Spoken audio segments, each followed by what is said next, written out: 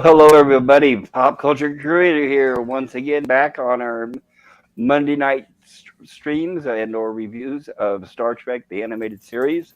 I'm excited. We have a fantastic episode to cover today, and a wonderful panel here to join us. I guess I'd go left to right. Gorilla's Random Thoughts. How are you doing? I'm doing good. I got something very special here for you. I'm excited. I guess I'm excited, nervously excited, but Happy birthday to you. Happy birthday to you. Happy birthday, dear pop culture. Happy birthday to you. Ta ta ta. Awesome. I always have to ta ta ta at the end. That's very cool. I wish it was my birthday. I would enjoy it, but tell him I appreciate it anyway. Wait, you said you told Birdie it was your birthday. No, I told him when it was my birthday. I didn't tell him. Oh, see, but that's okay. Hey, that's all right. Give your son a hug for me and tell him I appreciate it. Hey, he appreciates it. Yeah, tell him that right there made me feel a year younger. So yeah, thank you. That was very special. That was still fun. Yeah, I swore you told Birdie it was your birthday there. I couldn't read the chat. That's okay. That was really sweet and well done, anyhow. Yeah, it was very, very cool. Yeah, tell him I said thank you. Well, how long is it till your birthday? No, Bird was singing somebody's birthday, and I was just joking with Bird, saying, well, you didn't sing my birthday. But, of course, I didn't tell you when my birthday was. So it was still insubordination, is what I said. Oh. But that's okay. Like I said, that was really, really sweet. Because, honestly, when it was my birthday, nobody's saying happy birthday, so your son is the only one. So I didn't know I don't know when your birthday is. My birthday is May 1st. Oh, okay. So you're a May Day. You're a May Day. Yeah, I'm a May Day, yes. I have my birthday is one day after my sister's. Growing up, we had to share birthdays all the time. So I got to where I didn't tell people my birthday because we always had to share everything. So I just kind of lost taste. I didn't really care about my birthdays anymore when I was young. Yeah. Well, mine's coming up here in December, so. Well, we'll definitely make sure we celebrate and make an event of it. Yeah, I'll be doing my Section 31 birthday. Yeah, me too, but I've never had a channel on my birthday. Same here. I had a channel, but I just didn't tell anybody. I don't know. I've never been one to seek attention. I guess that embarrasses me. And right. Me too. Like, I don't like talking about myself. I know. Oh yeah, especially in a restaurant. If somebody brings up my birthday and if they start singing, I'm out the door. I can't do it. Oh, Bird's laughing about that. Oh yeah, Bird liked it. He was laughing. Bird. And Scotty, good to see you. How are you doing, sir? Happy unbirthday to you, sir. It's a pleasure to see you again, Scotty. I think it's going to be a great show. I really appreciate having you here. Yeah, thank you very much. I'm looking forward to talking about it with you guys. Absolutely. And co-star, fellow co-host, Antiderivative Jill. How are you doing, Jill? Fantastic. Thank you for having me here every week to talk about the animated series. Oh, this show would be nothing without you being here, Jill. You make everything, make it worth it. So, yeah, thank you. I have a lot of fun doing that, too. But, it's even better with everyone here.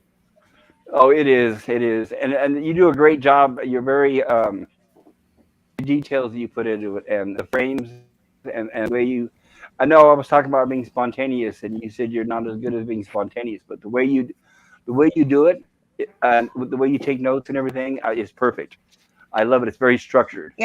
Yeah. What I do pairs well with people who are spontaneous. Well, what I need to do is take. Agree. I need. Oh yes, I need to take more lessons from you, Jill. When I did my video on the father of Star Trek, I started making the video spontaneously, and I realized I couldn't. So I had to go back and actually write a script for it, which I'm not used to doing. So I do need to get more in the habit of doing that. Well, you did really well on that one. I'm look forward to more stuff like that. That was cool. Oh, thank you. I am working on another video in the same vein called "Where Did the Inspiration for Gilligan's Island Come From?" So that will be in conjunction with our Gilligan's Island. That sounds interesting. Robinson Crusoe? Nope. I guarantee you, I have two sources you guys have heard of. So it'll be another one of those. Hearing that. Yeah, it'll be completely from out of nowhere. I'm just trying to decide Should I cover that in my first stream of the pilot episode of Gilligan's Island, or should I make it a separate stream like I did the Gene Roddenberry stream? That I haven't decided yet. I don't know if that's a worthy topic of its own video or not, but I think that's all. Well, you know what I like to do is I like to structure it into my live stream, and then I clip it out and edit it later into its own little video. Oh, nice. But that's just You're right. Wow. Kill two birds with one stone. You're right, Jill. That is easier. Definitely. Yeah, because I don't think there's enough. There's not enough information in it, like there was my Roddenberry stream, to make its own thing. So yeah, you're right. I'll because it's not that detailed, but I'll include that in the pilot. Now we all know the pilot episode was only 30 minutes, but I have a feeling that with all the background information I'm going to bring into it, it's going to be a long stream. That first one will be.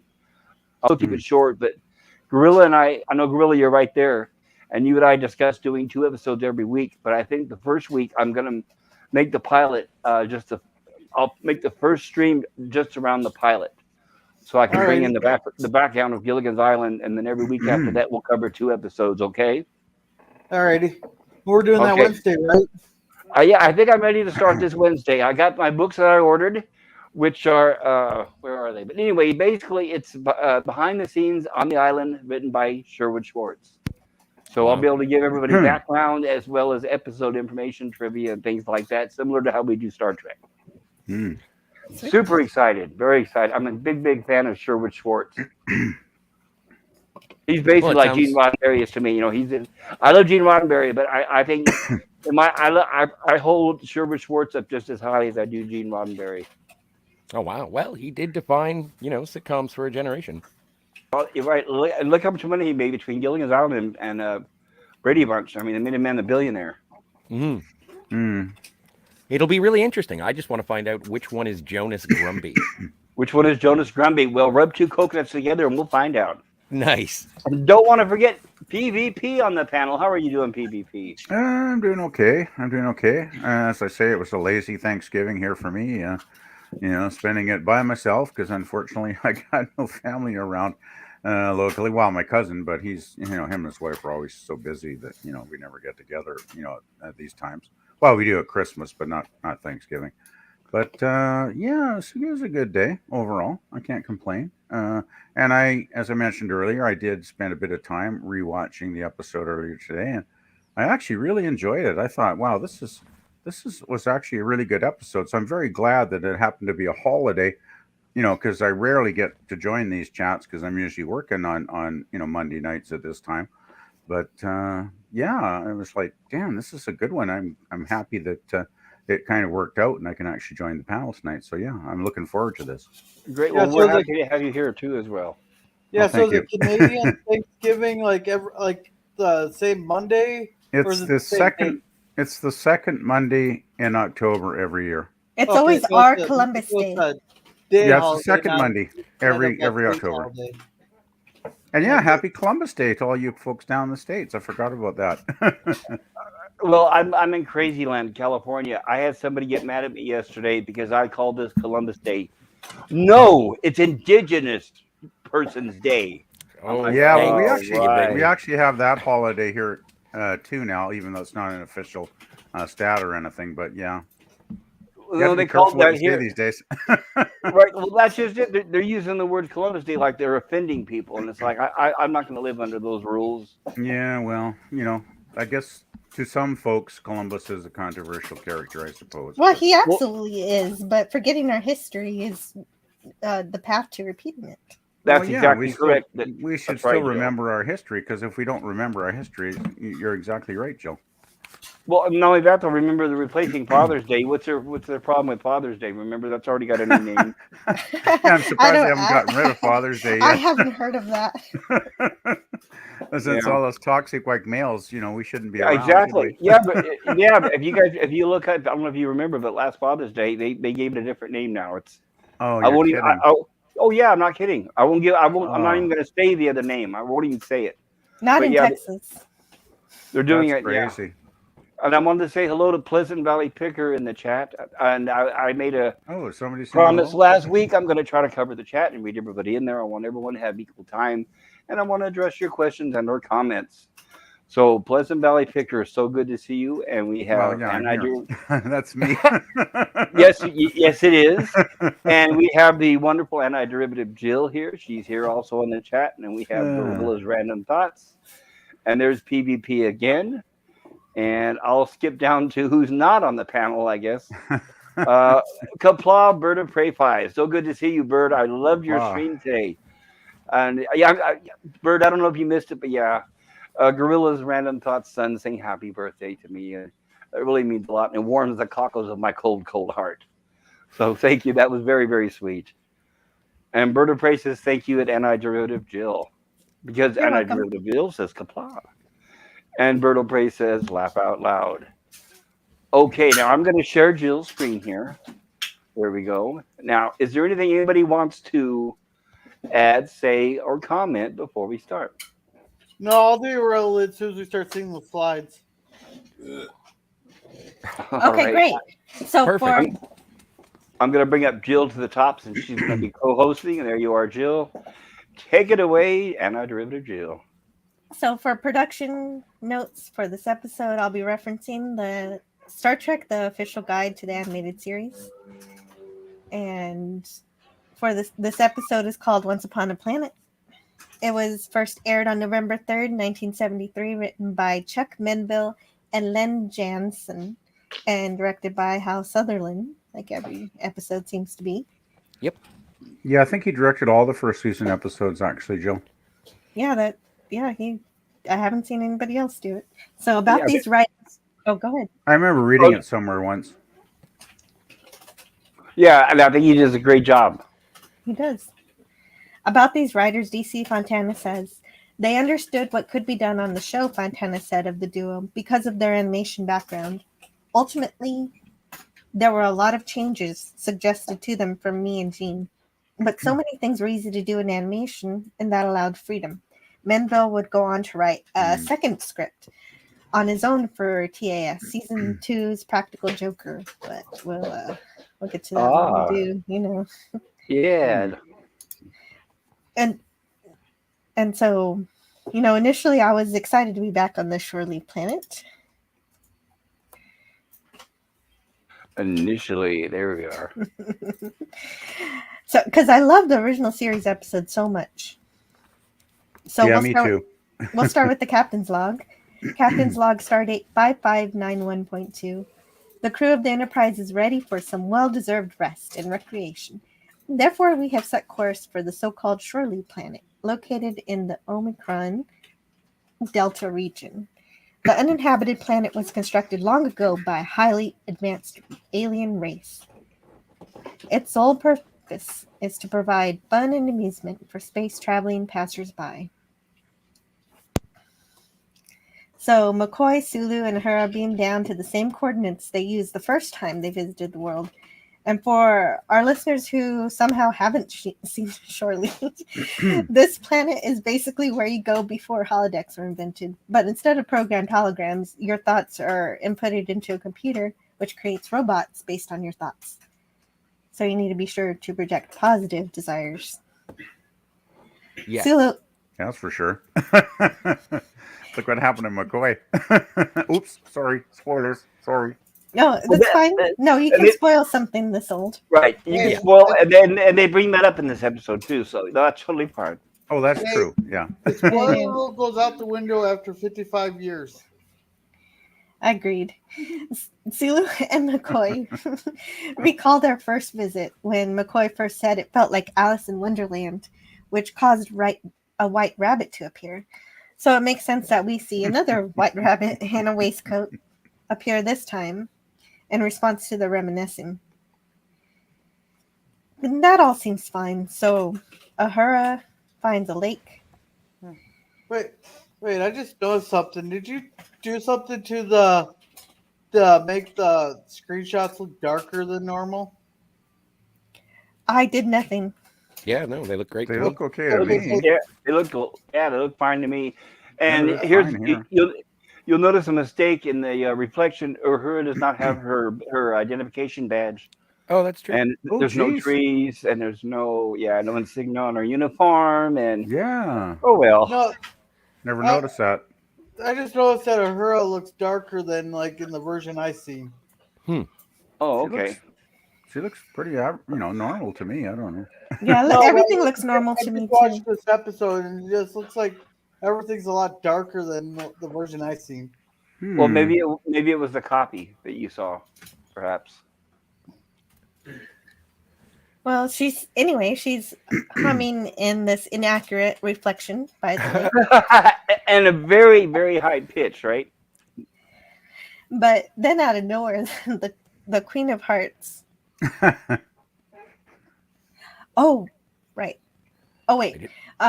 Before I get to that, though, before I get to the Queen of Hearts, okay, actually, of course, Scotty knows about this. I'm going to let you talk about this. Sulu is walking in the woods while McCoy's looking at this large old house. And he's- go ahead. I think it's a southern plantation. Yeah, which I thought was kind of interesting, but it doesn't matter because as soon as he admires that, he hears off with his head from the Queen of Hearts, right? Yes, that's right. Oh, I thought you knew about something that the animators did during production that was taken out. Oh no. We have another guest. Welcome, Captain. Ahoy and hello there. Oh, hello. Hello. Hey, I was about to welcome to the stream, Captain Infinity. Hey, what's going on? So good to see you, Captain. Welcome. Good to be here. One to beam down. What a fantastic panel. I'm jealous if it was my own stream. Very appropriate that McCoy would be thinking about a southern mansion. Yeah. Well, yeah, but something that I don't understand is that during production of this episode, obviously it didn't make it into the final cut of the animation, but at some point in production, someone animated McCoy peeing in front of this house. Here's what the book says. Really? Yeah. Really? Oh, I do. Okay. Shame on you, Bones. I guess you forgot to gotta go hear before this. you beam down then. So it says, the book says, I developed a routine that every time an episode was ready, I would drive over to Filmation with the broadcast standards person, Ted Cords at NBC, who had to watch the episode. TAS publicist Fred Bronson explained, we would literally watch the episodes on a Movolia. I don't know what that is. Moviola. Moviola. It's an editor they used to splice the films together. It has a little tiny screen. Okay. Yeah, it was like an old-fashioned film editor, Jill. Yeah, it looked like a projector with a built-in screen, and it had a reel on either side where they could reel the film in manually. They could speed it up or slow it down and look at it frame by frame. Yep. Sorry, go ahead, Jill. No, that was great. Thank you for the explanation. When we were watching Once Upon a Planet, I said, wait a minute, go back. There was a scene with Dr. McCoy standing with his back to the camera with what looked like a yellow string coming up from the ground. I said, go back, Ted. So we go back, and sure enough, he's taking a pee. The animators put it in. Wait, That's hilarious. That's taking the piss. The animators put it in for Ted's benefit to see if he would catch That's a it. good one. Oh, shame they took it out. So the animators just put it in just to piss off the censor guy. Or That's just funny. to see if he'd notice it. See if he'd notice. That's great. And I these wonder days, if they wouldn't notice these days. Oh god! I wonder if they kept the clip. I wonder if it's still somewhere in a vault. That would be hilarious to see. The amount of stuff I put into my show just to see if people notice. They do. Gee, that's a good one, Jill. I never knew I did that. not know that at all. Yeah, thank you, Jill. You're welcome. I didn't either. But then you're right, Scotty. Then we get That's awesome. the Queen of Hearts. saying, Okay. Who's had the LSD? well, they're on the shore leave planet, Captain, where whatever they think is their thoughts are inputted into a computer, which Don't think creates- French made. Don't think Yeah. French made. which creates a robot of whatever you're thinking. Mhm. Fembots everywhere. But I And- don't think anybody is thinking of this. No. No. Well, But it still keeping in line with the Alice in Wonderland motif. right. And thus far. and Jill, did you make note of what Spock said? What this is from? Yes, but we're What not your there primitive Earth stories? yet. But yes, Go ahead. Go ahead. If you do want to talk about it, you can. But Oh Yeah. no! I asked because if you're going to cover it, I'm going to let you do it. Go ahead. Okay. Or I'll let you do it when we get to it. Because if we Yes. have the same information, that'd be fun for you to talk about. So anyway, okay, so It's probably she the says same. she says, off with his head. Of course she does. Kind of a job. Oops. That surprise look. Hey, McCoy never Vicky's does well having on this deja planet. vu from the last episode, from the other episode. Oh, That's of right. course. It's very repetitive from the last episode. Very you might even repetitive. say, you might even call it derivative. Yep. Oh, that's a good one, Jill. But not By the way- anti-derivative, though. By the way, that background plate, the mountain and trees, is from Lassie. Really? Oh, really? That's cool. Yeah, Filmation Wow. was also doing a Lassie series at the time, so they tend to use some of the same plates to help save time, which is totally fine. Huh. Yeah, I thought actually a lot of the backgrounds and the scenery in this episode were really quite good, really, for Yeah, Filmation. So good they got used twice. Oh, hey, if it works, right? So, given the danger, McCoy calls for the landing party to be beamed out. And Scotty works the controls. But, of course, and then Kyle. Yep. I mean, they still haven't fixed this. Oh, no, there's another big one later. But Yeah, Kyle slipped in to do the actual transporting. And robot drone snags Uhura's communicator. As That's it right. is. Well, this is when they call everybody on the communicator saying, beam aboard immediately, emergency, emergency. And she's trying to beam up, and it interrupts her. Yeah, except for poor Uhura, she gets trapped. I think it's a drone before we use the word drones. Yes, that's what I use in my notes is the word drone because that's the right description for it, even though they didn't have that word back then. Mhm. Yes. Yeah, I imagine these are the same things that carted off McCoy's dead body in the original episode. Yes, I would but we say didn't get Drone avant lettre. That's French for ahead of the term. Oh, okay. I didn't know. They I don't invented speak French. drones. My goodness, another thing invented by Star Trek: iPads, drones, and a replicator. Still waiting for the replicator. Teal grey hot. Would love it. So anyway, Yeah. So anyway, McCoy explains that he saw the White Rabbit again, but was also attacked by an army of playing cards. And here, pop culture is where I talk about Spock's recognition of the literature. Perfect. Awesome. Did you want to cover that? Well, no, I figure you probably want to say where he says he refers to where it comes from. Mm-hmm. Yes. Yeah, I remember reading about that. He recognizes the playing cards as soldiers of the Queen of Hearts, but he references through the looking glass instead of Adventures in Wonderland. Yes, that's Exactly. it. Right. So apparently his mom was reading these stories, but Spock wasn't paying that close of attention. Probably. Spock was probably very young though back then. Yeah. But yeah, he it's was a long time ago. Yeah. Yeah, Oh. pointy-eared, half-human galoot. Or else the writers just messed up, whatever version you want. That's true. The writers just messed up. Good They didn't have. I don't know. try though, definitely. Yeah, they just mixed up their Alice. Not too bad. well, and then there is the Filth Alert. Oh yeah, I was hoping nobody was gonna mention that. Never mind, I won't. But you know what? What you talking about The there, book Scotty? mentions it too, but I just ignored it. Okay. Oh, how's that? Yeah, Scotty, what are you talking about? Well, in heavens, in Discovery, because Michael Burnham is the unknown adopted sister of Spock, and they do reference that with Mia Kirshner playing Amanda in the first season of Discovery. I Oh think. God. Hey, man, I'm just telling the news. Yeah. Okay. How does that connect to this? Does that really connect? Well, to this because episode? just in terms of saying that Amanda was a fan of C.S. Lewis, I think. Oh, okay. And They so actually that mentioned carries that in that. He did do Discovery? Alice in Wonderland. Yeah, they reference He did that in Discovery. Narnia. That's all. Wow, I'm amazed. They I don't actually know. knew With the about Alice in literature. Wonderland thing. Who wrote it again? Yes, I don't know, dude.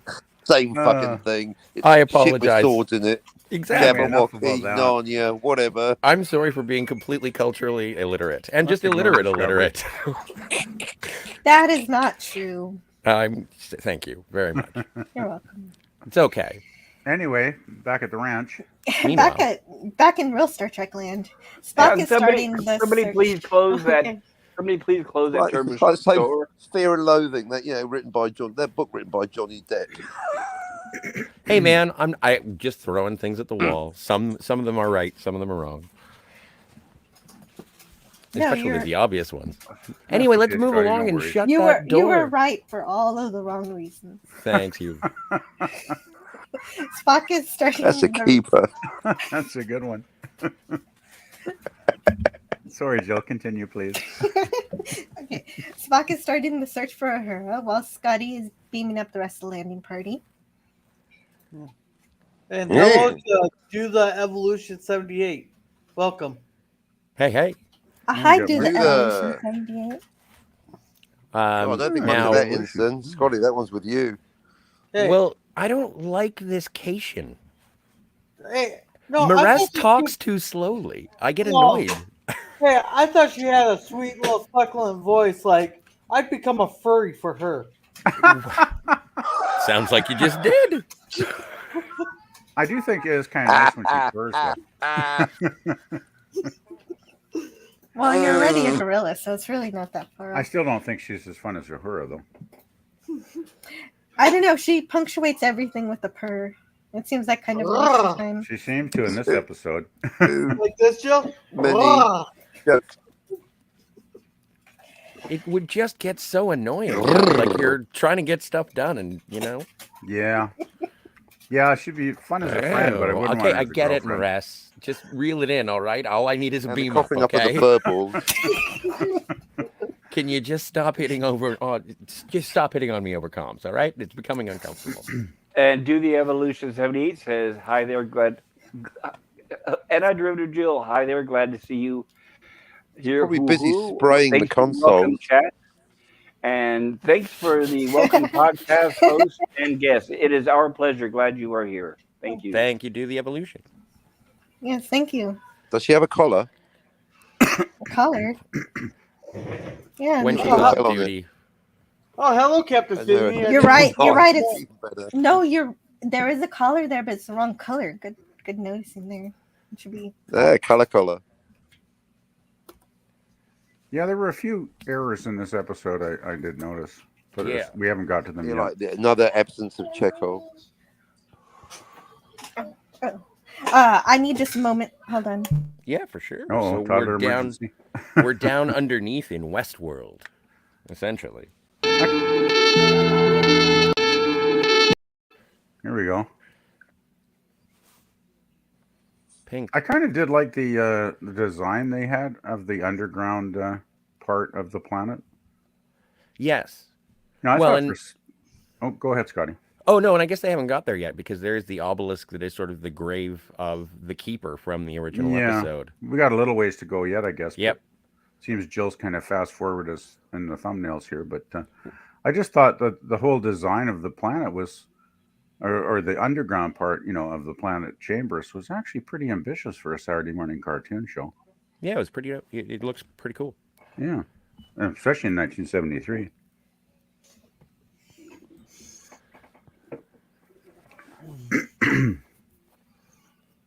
Who's doing? Who's doing the voice for the computer? Do you remember? Is it doing James again? Doohan. And Yeah. James Doohan, and in fact, And he does everything. the voice he's using, to be specific, is the exact same as when he did the M5 on the Ultimate Computer episode of TOS. Oh, cool. really? Oh, Yep. Wow. That makes sense. And then Yes, that's right. And Major Barrett does the Queen of Hearts, Right. and Marissas. Nichelle Nichols is doing Alice. Oh, And right. of course, her. Speaking of Nichelle, I thought Uhura had some great scenes in this one. Wait, you mean James Doohan didn't do Alice too? Nope, not this time.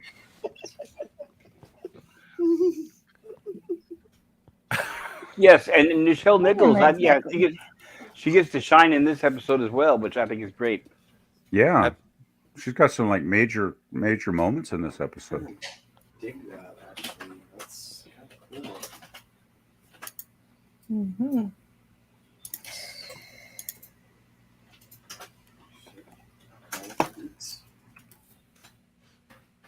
The drones kind of look like pinball bumpers. The drones are actually very functionally designed, though. I mean, you know, they got those little claws that reach out and grab stuff. Oh, for sure. So yeah, you're right. I did kind of skip over some things. Spock was starting the search for Uhura while Scotty was beaming up the rest of the landing party. And they remind everyone that the keeper of the planet is probably stationed underground next to the computer system that operates the planet. However, they can't scan for this facility because it's protected by an alloy that the sensors can't get through. But Uhura has, and she is with the computer. Yeah, I think it mentioned granite and some kind of metallic alloy. I think, Jill, if I remember correctly. Yes, the computer believes that the Enterprise is a master and its crew are its servants. The computer believes it needs only one crew member to get the Enterprise's attention. So it's best to turn off or kill the rest of the crew. Which was kind of a weird sort of dialogue choice because they do specify it's like murder. And then I was like, are they actually going to say that the computer's going to commit murder? They don't. They pull away from it at the very last because it is a Saturday morning cartoon. Well, she asked, "Is it like murder?" And the computer says yes. So it's without putting it in that sentence in that way. Right. It was very edgy for the time for a cartoon. Oh, for sure. Especially for a Saturday morning cartoon. They could be murdered. The implication is strong. Mm-hmm. The implication is strong with this one. So, Captain's Log Supplemental, we anticipated nothing more than a period of rest and relaxation on this planet. Instead, Dr. McCoy inexplicably was attacked, and Lieutenant Uhura is now missing. The landing party decides they need to find the keeper of the planet to find Uhura. They find granite and alloy that they're looking for, that they expect that the underground fortress is going to look like, but given the nature of the planet, they're understandably doubting it. But they decide to try it anyway, and Kirk orders Marissas to get Scotty to beam down a phaser bore. That's cool. It is cool, but they never get to use it. Yeah, that kind of sucked. I wanted to see it blasting into the planet. Because an electric block coming from the planet is garbling the communications and making it impossible to use the transporter.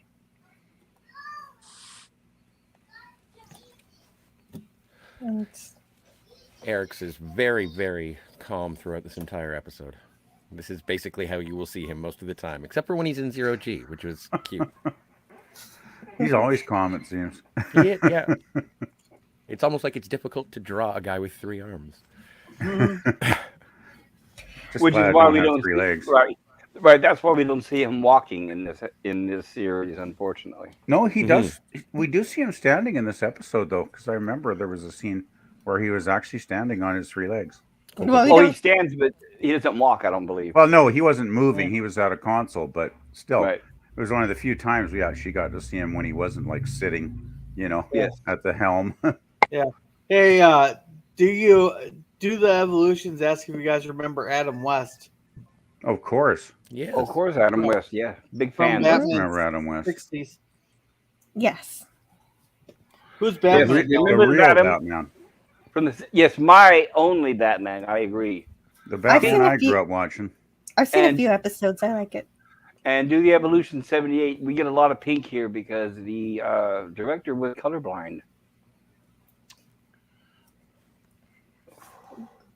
I thought it how. was because the colorists really liked pink.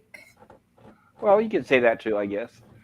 And Do the Evolution 78 says, I like how the blasters in this room remind me of Melvin the Martian. Marvin Martian. I think you mean Marvin Martian. And Uhura looks... I think liking pink would be better than colorblind. If he's colorblind, don't make him the colorist or the director. I know, right? Well, yeah, just get somebody to, check on the colors, Like going, That hey, isn't your colorblind. taxi driver just crashed your car. Well, sir, he's blind. Well, get me a taxi driver that isn't blind then.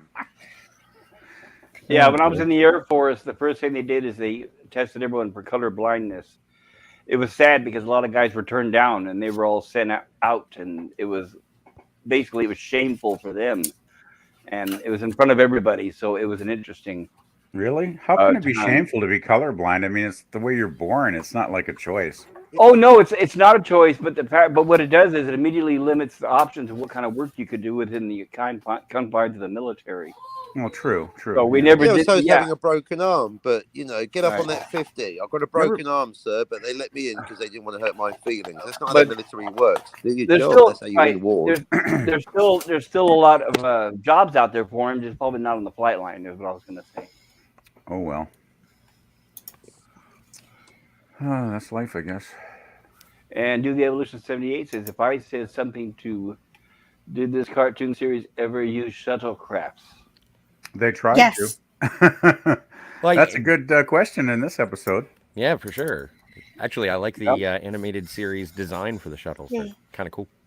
Yes, we will Yeah, see a they're- reference to that there, Do the Evolution. So yeah, we will actually. But first, they find a metal obelisk here that reads, Marvin. Here lies the guy from the last episode. yes, here lies the guy from the last episode. Matt, you want to know where he is? He's dead. Here he is. Well, I'm glad Yeah. they thought they're smart enough to have it in multiple languages instead of it just being in English. So I like that they did that. Yeah, that Yeah. was good. Yeah. Well, the thing is, it should be in multiple languages because how many millions of visitors have visited this pleasure planet over the centuries? So there's probably been people there with thousands of languages when you think about it. Well, originally, if you remember from the original episode, this planet was not designed for everyone on the outside to come visit. It was designed for the people that lived on the planet.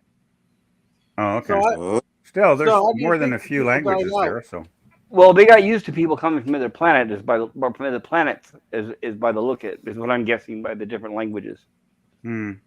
although we see 4 there, and I imagine there's a few more because we can't see the bottom half. So. They could have always had an audio version to push the button and it'll tell you, right? Wow, just you thought read it my was- mind, pop culture.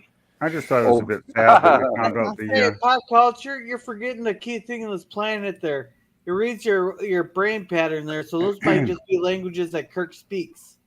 Well, then all you got to do is just think of this old guy and he'll come back to life. Hmm. But if they would have used voice, it would have been like from the Time Machine, because that's what the Time Machine did to. It had books that had deteriorated, so it used voice in order to transcribe what happened in the past. Go ahead, Jill. Oh, okay. Okay. For people just listening, the obelisk says, last of the race, ceased to function 5th day of the 12th moon, year 7009 of this planet. And that's how they learned that the keeper from the first episode is dead. Sorry, I was laughing at what Do the Evolution just wrote. Do the Evolutions just wrote rest in peace, red shirt, expendable plot device. That's a really good shot of the Enterprise. I don't. Yeah, usually I thought fawn that was a over nice, the, That's a beautiful shot. I thought it was a very nice shot. Yeah, when I first And the- watched well, it today. And that also was the Earth. I think that's a very good detailed Earth. And as a reminder, everybody, the shots of the ship were rotoscoped. So they took actual frames from the film, of the TOS from the film, and drew over them. So that's how they got this to looking so precise. nice. Neat. That's Yeah, pretty there is cool. there is I want that beauty as to a this series poster. at times. Yeah, I want that poster. Me too. So Mr. Scott tries to send down an emergency landing party by shuttle. And Sort there of we bad. are. Look at that. I like that shuttle on the right with the nacelles on The top. nacelles. Yeah. Think that was Yeah, a but- mistake, or is it supposed to be a different kind of shuttle? I No, it's a there's different three kind. different there, models. actually. Yeah, there's 3 different models. The mistake here, as we all can tell, is the door moving from left to right rather from center moving open. Right. Yeah. Right, but it's forgivable.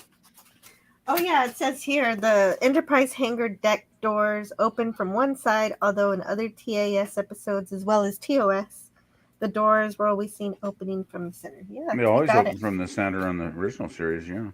Yeah, and the movies, Star Trek 5 when Sulu had to crash land the shuttle in there. Yeah, definitely open from the center. Yep. Oh well. But the doors won't open anyway, so we don't get to see any of these Colican shuttles fly around. Jammed. Yep. Yeah, we're Well, done anyway. Darn. But at least they did mention the shuttles. They were going to try to use them. And they showed Yes, them, I do which was cool. appreciate that.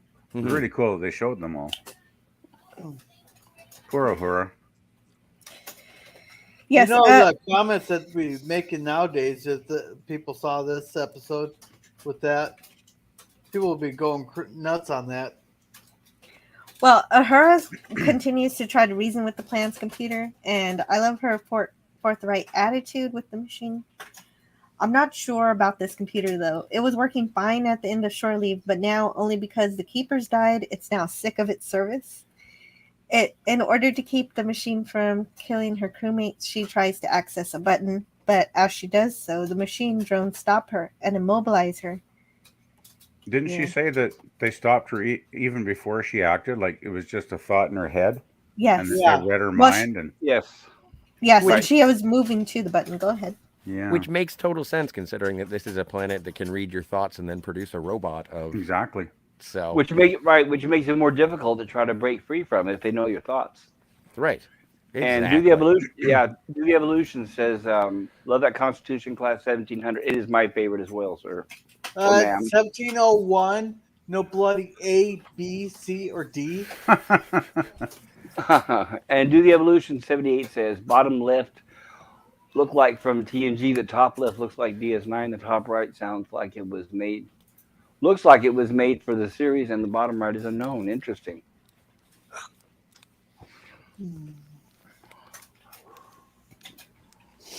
My stars! It's Dr. Octopus. I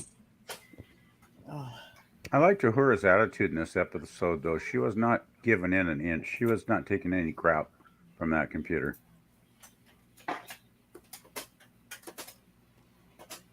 Yes, and here Kirk, Spock, McCoy, and Sulu try to find the computer, wishing up some signs to point the way.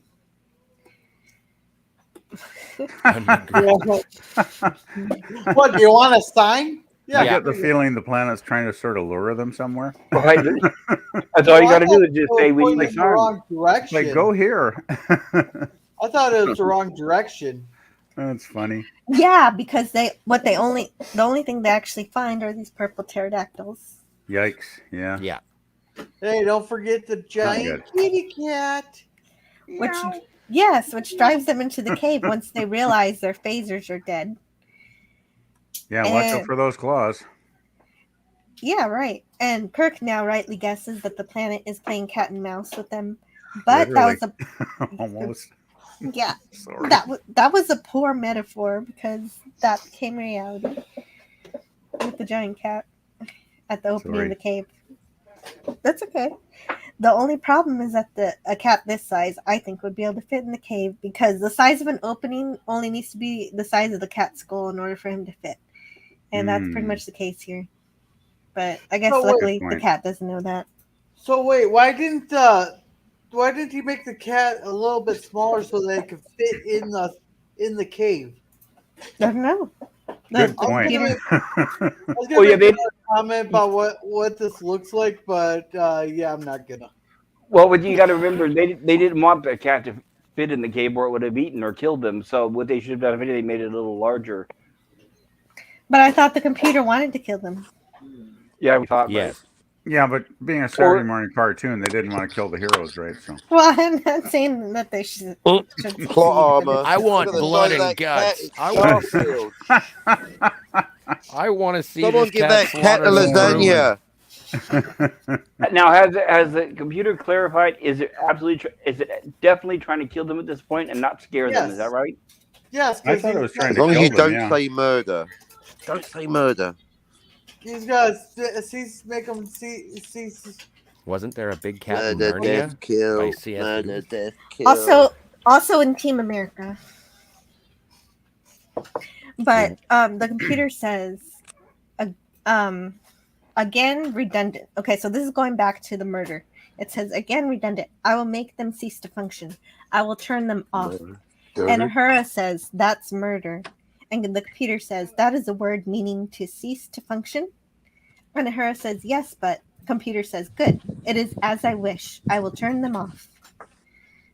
And then we found out that the There's computer. a difference between murder and kill. If you're a soldier, you're killing, but you're not murdering. Oh. But it looked like all the computer did was turn the monitor off.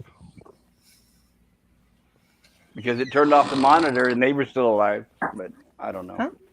No. They're talking about turning off the people. Yes. Oh, right. That's what I originally thought, right.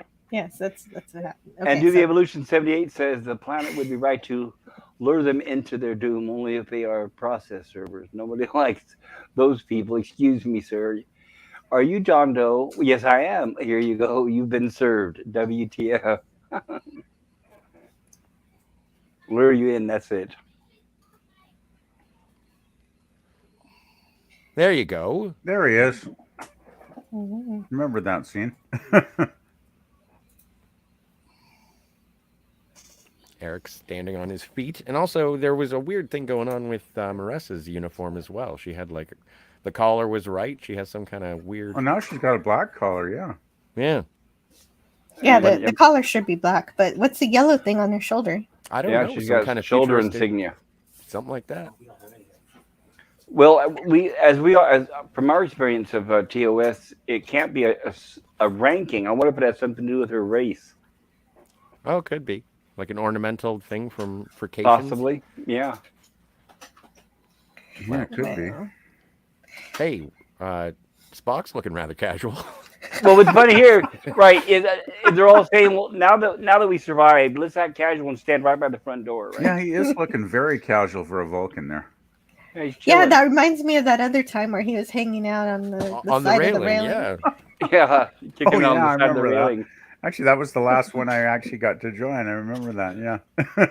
So Spock reminds them to monitor their thoughts, but Kirk says that no one thought of the pterodactyls, so something else is conjuring these things.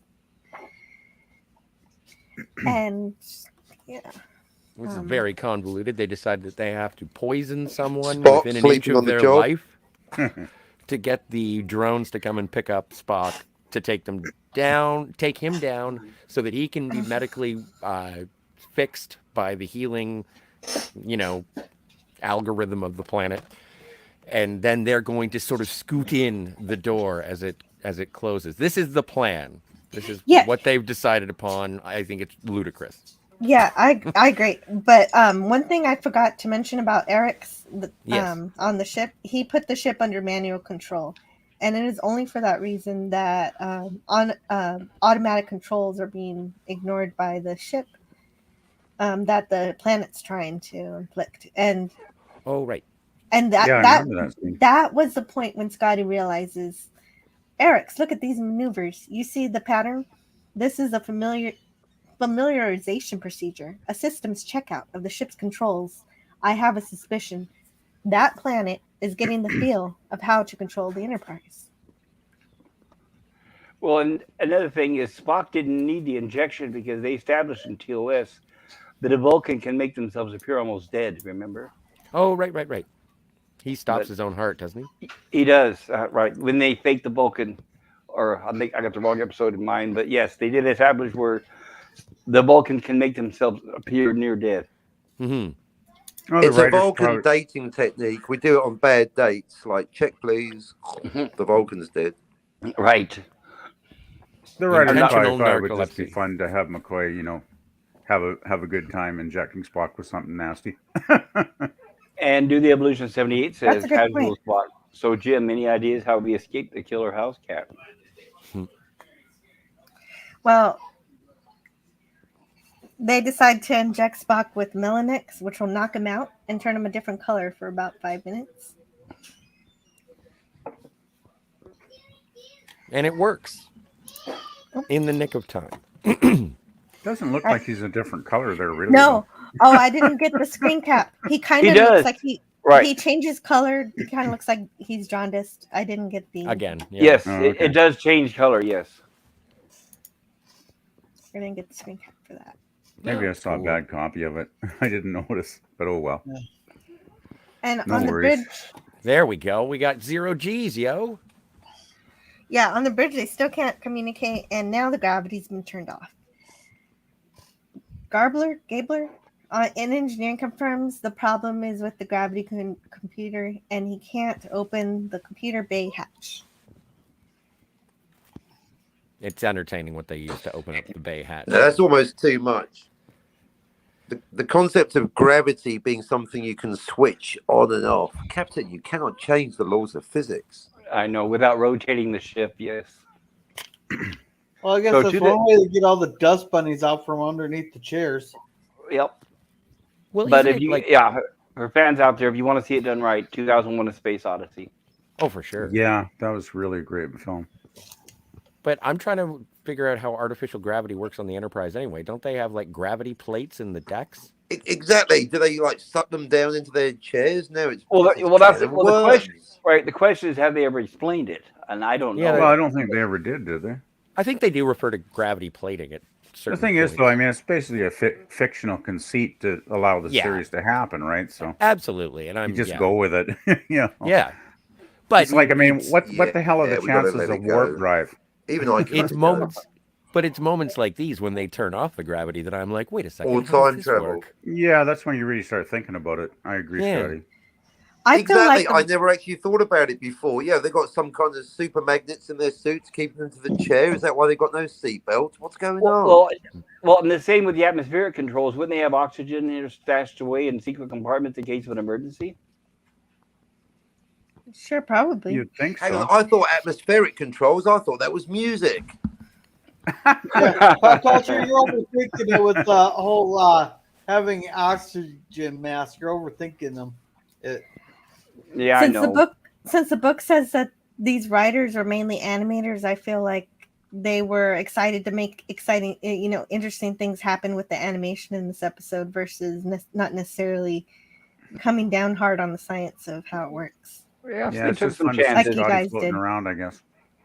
Yeah, they took chances, so I'll give them credit for that. Yeah, it was still fun. Still fun. It could have been Yes. worse. Yes, I appreciate that y'all did though. Thank you.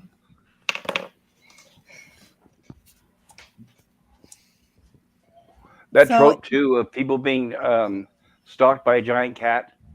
That's from The Actually, in Incredible all Shrinking Man. seriousness, Wait a minute. That's from what? The Incredible Shrinking Man. It has been The redone Incredible so many Oh Shrinking Man. times. yeah, that's a great movie. Right, written by Richard Matheson. Right, about That's it. And Jill, if you have Okay. not seen it, I highly recommend it. It's written by Richard Matheson, who wrote a few Twilight Zones as well as TOS episodes and many, many books. Yeah, it's called The Incredible Shrinking Man. It's a really good book. Okay, writing that down. The movie's great too. Yeah, the Captain, movie did is you have a point? fantastic. You got to put it on your watch list, Jill. Oh my, the Along with list everything else. expands. It's a Yeah, classic. The It list really is is. always growing. miles yes. long. It is a really, really good film. only after Yeah. Zero Theorem, though, Jill. Only after Zero Theorem. That's on the Yeah. list too. It got on there a long time ago. Yeah, I recommend any book or movie or television show written by Richard Matheson highly. He was a great writer. His son Chris went on to do Bill and Ted, so there you go. Without we Oh, wouldn't wow. have Bill and Ted's Excellent Adventure Didn't without realize Richard that. Matheson. Yep, his son is Chris Matheson. Excellent. Awesome. See, there Yeah, you go. There's bogus. jaundiced Spock. Oh John yeah, now I see Spock, it. Now I see the right? difference. Okay, that's cool. And I like that drone. It reminds me of War of the Worlds, the Mhm. 1957 movie. I think Yeah, it it is. is kind of like War of the Worlds, isn't it? Yeah. Yeah, so the drones carry him off. And Kirk, McCoy, and Sulu follow, but only Kirk makes it in. Of course. Well, come on. Slacker. And then is this a Hydra? Yes. Okay.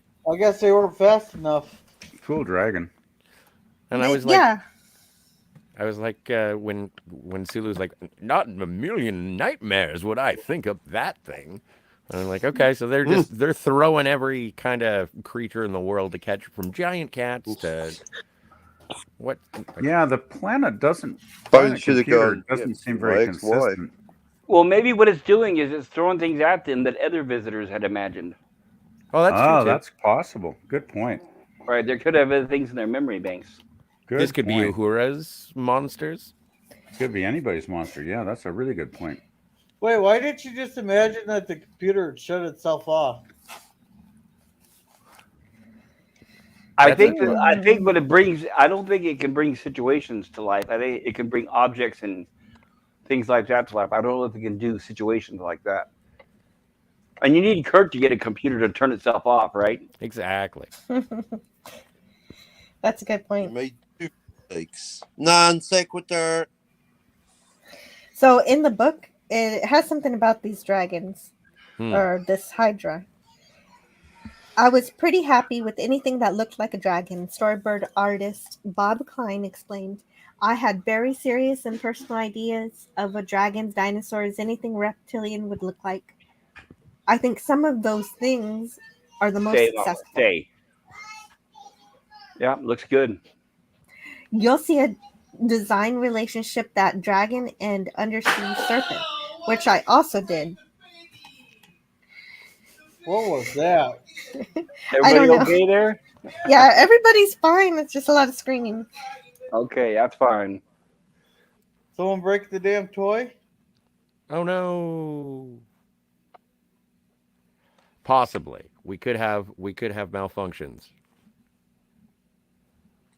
Anyway. Okay, anyway, Bob Klein just liked making this dragon. Sweet. Oh dear. Okay, Oh, give me a dear. minute. Oh my.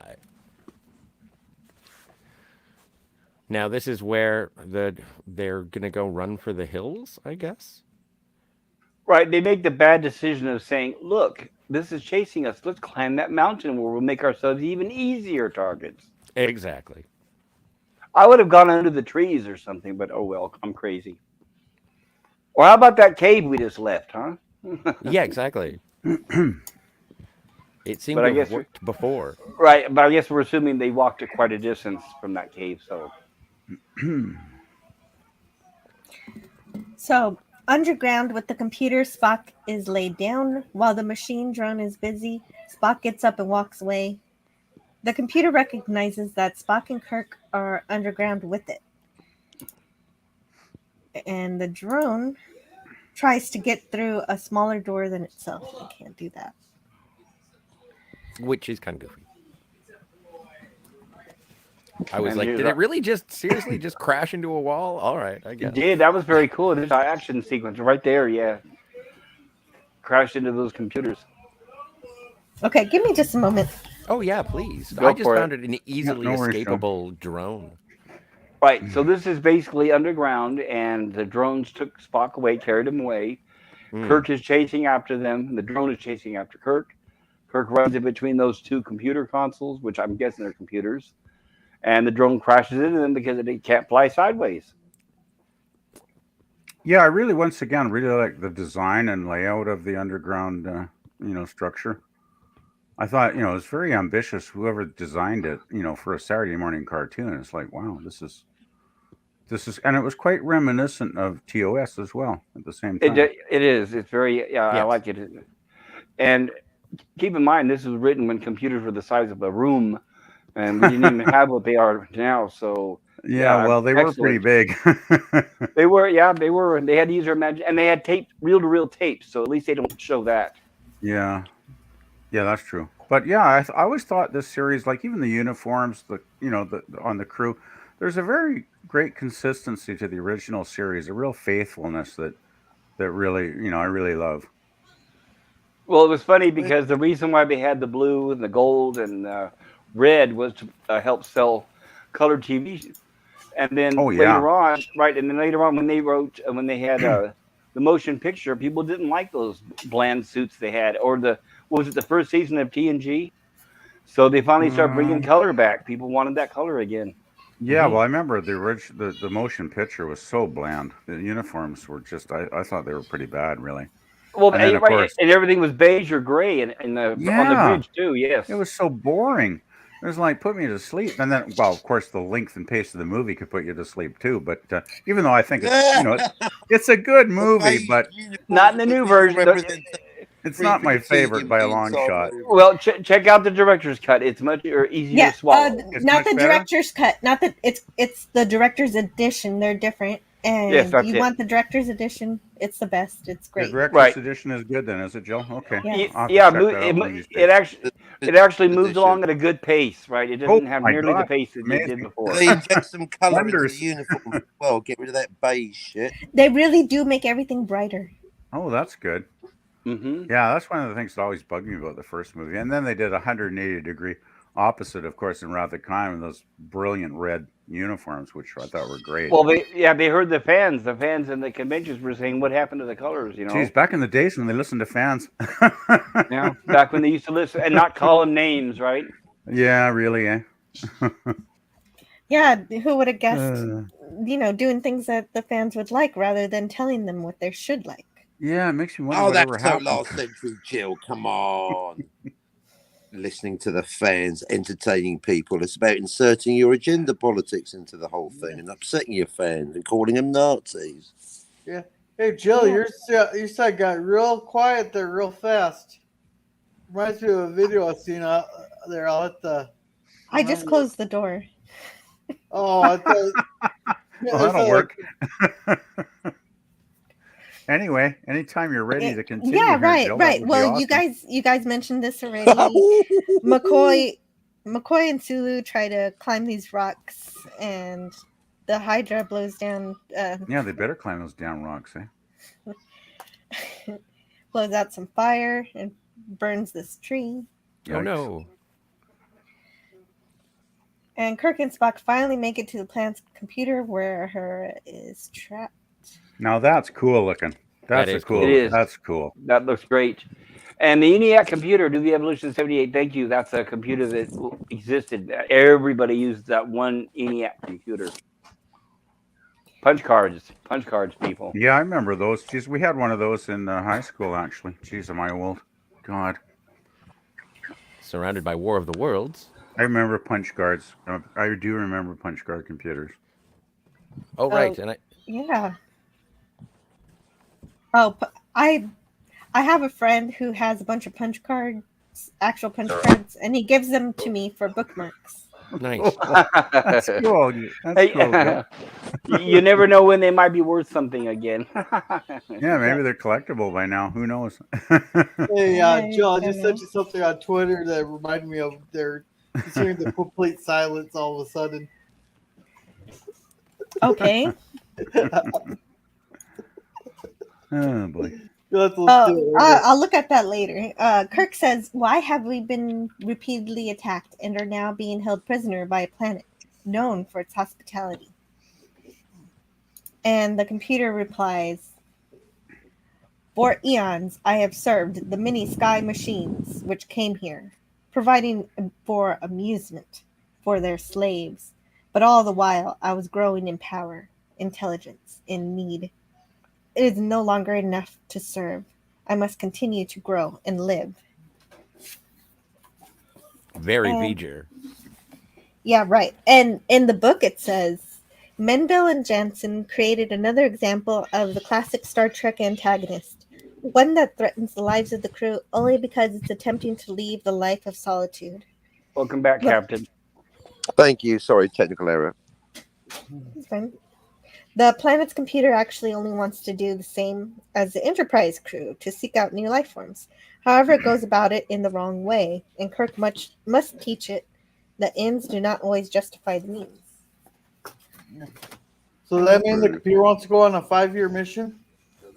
Yeah, here it says it has an idea of wanting to go out and seek like-minded computer intelligences. Mhm. But actually don't worry about that because it forgets about it later. It does. Yeah. An absent-minded computer. Yeah, but if you notice, if you take the 2 years of the animated series, it does add up to a 5-year mission, like they say in the intro to the original series. Yes. That's why, me personally, I consider this the last 2 years of their 5-year mission, in my opinion. Me too. I was so excited to find out about the animated series because I was like, Well- hey, there's the last 2 years. It did have 2 seasons, right? This show, so Yes, it did. Only 22 episodes, but officially 2 seasons. yeah, the second season was pretty short, but still, Yeah, it's I like mean, it 6 does episodes. complete the 5-year Well, mission, basically. Sorry, what'd you say, Gorilla? So it's So yeah, the second season's only like 6 episodes. Yeah, I Yes. believe it was. Yeah. And the only reason why it was canceled was not because of ratings, but it was because of expense. This was the most expensive cartoon to produce on television, and NBC did not want to do it. They didn't see Shame. any. Just like with TOS, they saw no future in it, and we all know how what a mistake that was. Yeah, boy, just think how Paramount's regretting not canceling the original series. Oh yes, Wow, Well, they're still they could kicking have made themselves for declining millions. Star Wars.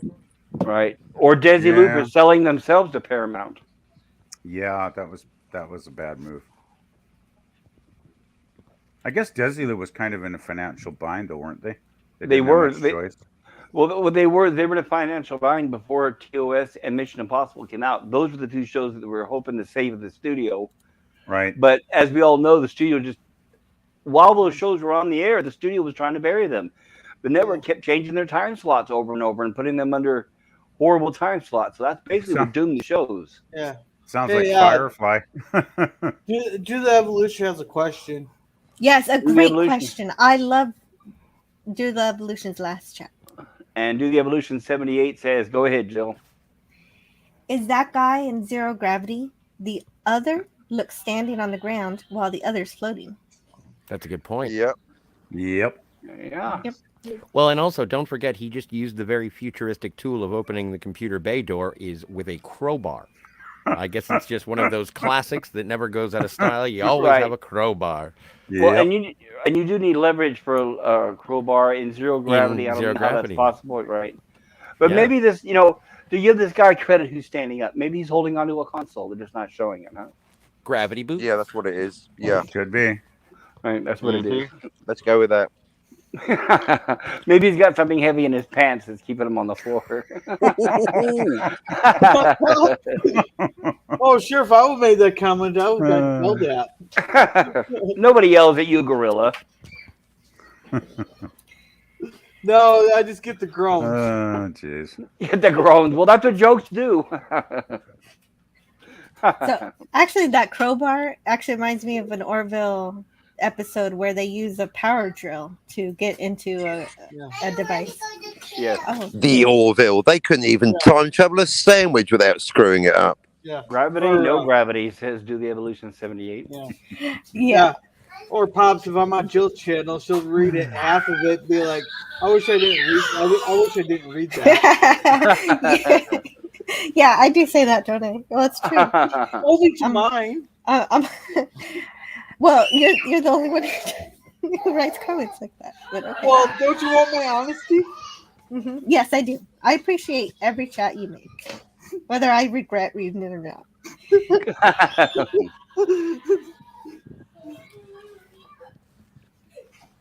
So Scotty manages to open the computer bay hatch, where he finds that the planet computer has somehow constructed a completely new computer protected by a force field.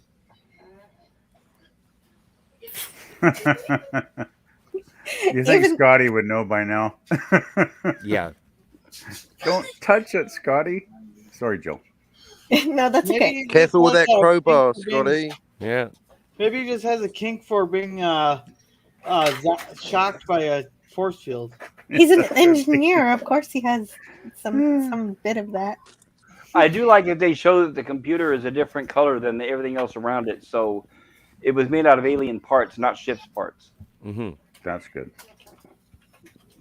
Well, but okay, my question is, how did it made Parts the get there? transporter stop working? So how did it get the parts up there?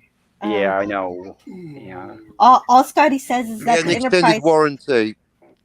Yeah, all that Scotty says is that the Enterprise computers built it. But Well, didn't at the start of this scene, weren't there a couple where they look like eyes there, but weren't there little arms that came out when Scotty Yeah. first entered the scene? Yeah. Sort of similar to the drone. So maybe those are maybe the Enterprise did build it. I don't know. well, maybe it cannibalized parts of the Enterprise we didn't get to see. I don't That's know what I'm either. thinking. Probably. Yeah, Yeah. if you cannibalize, it's like Apple devices, then you avoid the warranty. You can't take anything from the Enterprise. You gotta phone Starfleet. They never really did explain it, though. I guess. All we know is that there's this other computer. Hey, meanwhile, back at the Dragon. Kirk and Spock explain to the planet computer. I guess I didn't care about the dragon. Oh, Spock, your skin's back to normal now.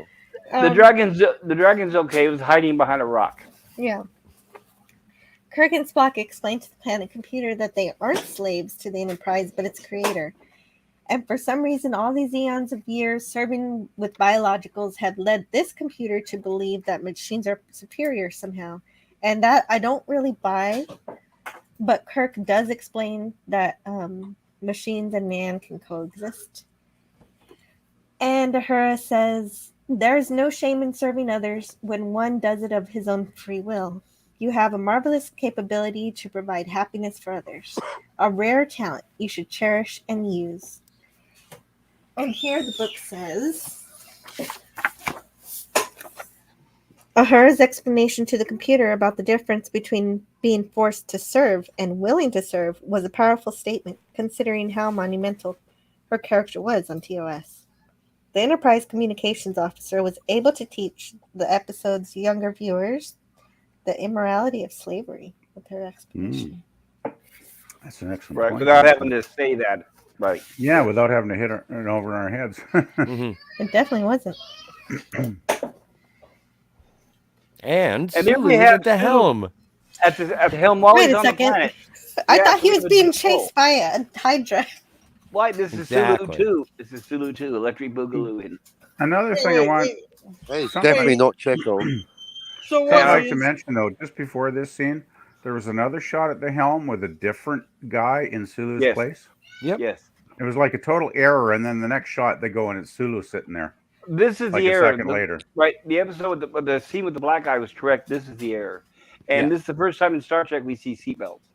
But I mean, it was like a total editing error. Like the continuity was just gone, right? Like, Yeah. First time in Star Trek that we see seatbelts. The first time.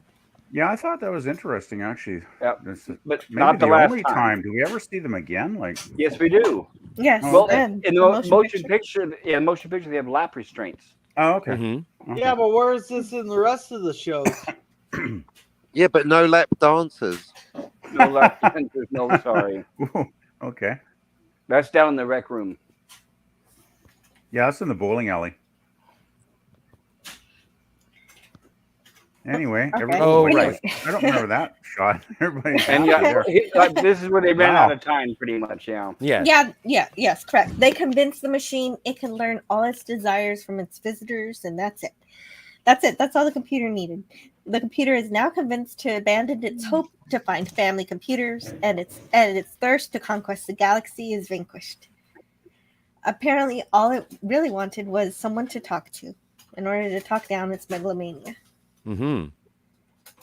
So Yeah, Spock it gets was- to do that. It was kind of an easy solution at the end, wasn't it? Really. Mm-hmm.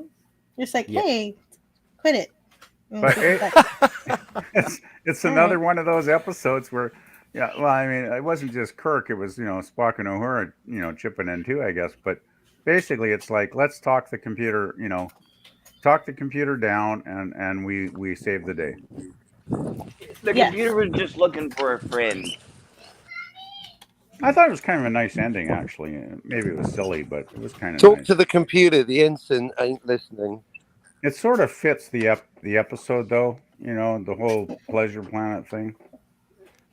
And here where we Yeah. see the crew has already adapted to their new It's friendship. hilarious. It looks like the relaxation has already begun. So McCoy's hanging out with Alice and the rabbit. Okay. Right. I'll smoke some of that. Yes, but I yeah, go ahead. I thought he would have gone back to those showgirls he had in the original episode. That's true, right? He would definitely be doing that. I would. But we don't know whether or not the computer might or might not change its mind at any time. Well, that's Yeah. another thing that I thought at the end. Like, what if it just says, yeah, you know what? Maybe this isn't a good idea, and it just kills everybody. But it was a cute episode. Yeah, I lied. It didn't sign any papers.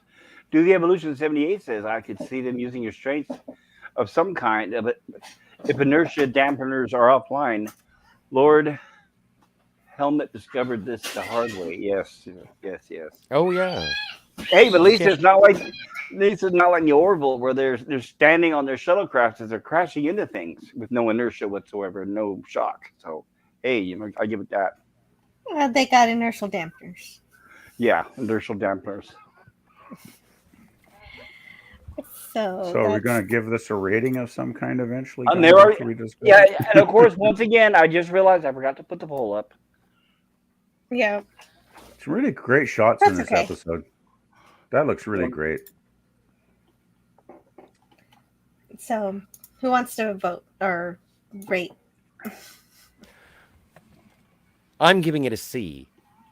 Wow, that's lower I've- than I thought. I found it just to be a little bit too silly for my liking, and the whole turnaround. I liked it because of what it was, but I was never really that big of a fan of Shore Leave. Oh, So- that explains it then. So this episode, I'm just sort of like, all right. Shore Leave is one of those episodes, isn't it, though, Scotty, that's kind of divisive among fans. Like, some people love it, some people hate it. A lot of people really don't care either way. Yeah, I'm You kind of think ambivalent. would you say it's because it's more fantasy? Well, would, it is- yeah. Well, the thing is, it is fantasy, but it's based kind of in science because you do have this planet with a computer manufacturing all this stuff based on people's, thought patterns. So there is a scientific element to it. I always thought, which is what I really enjoyed, the mix of science and fantasy in that episode. Well, that makes sense. And Do the Evolution says 7 out of 10. Thank you. Yes, thank you, And- the evolution. And Jill, what would you give this episode? I give this episode a C plus.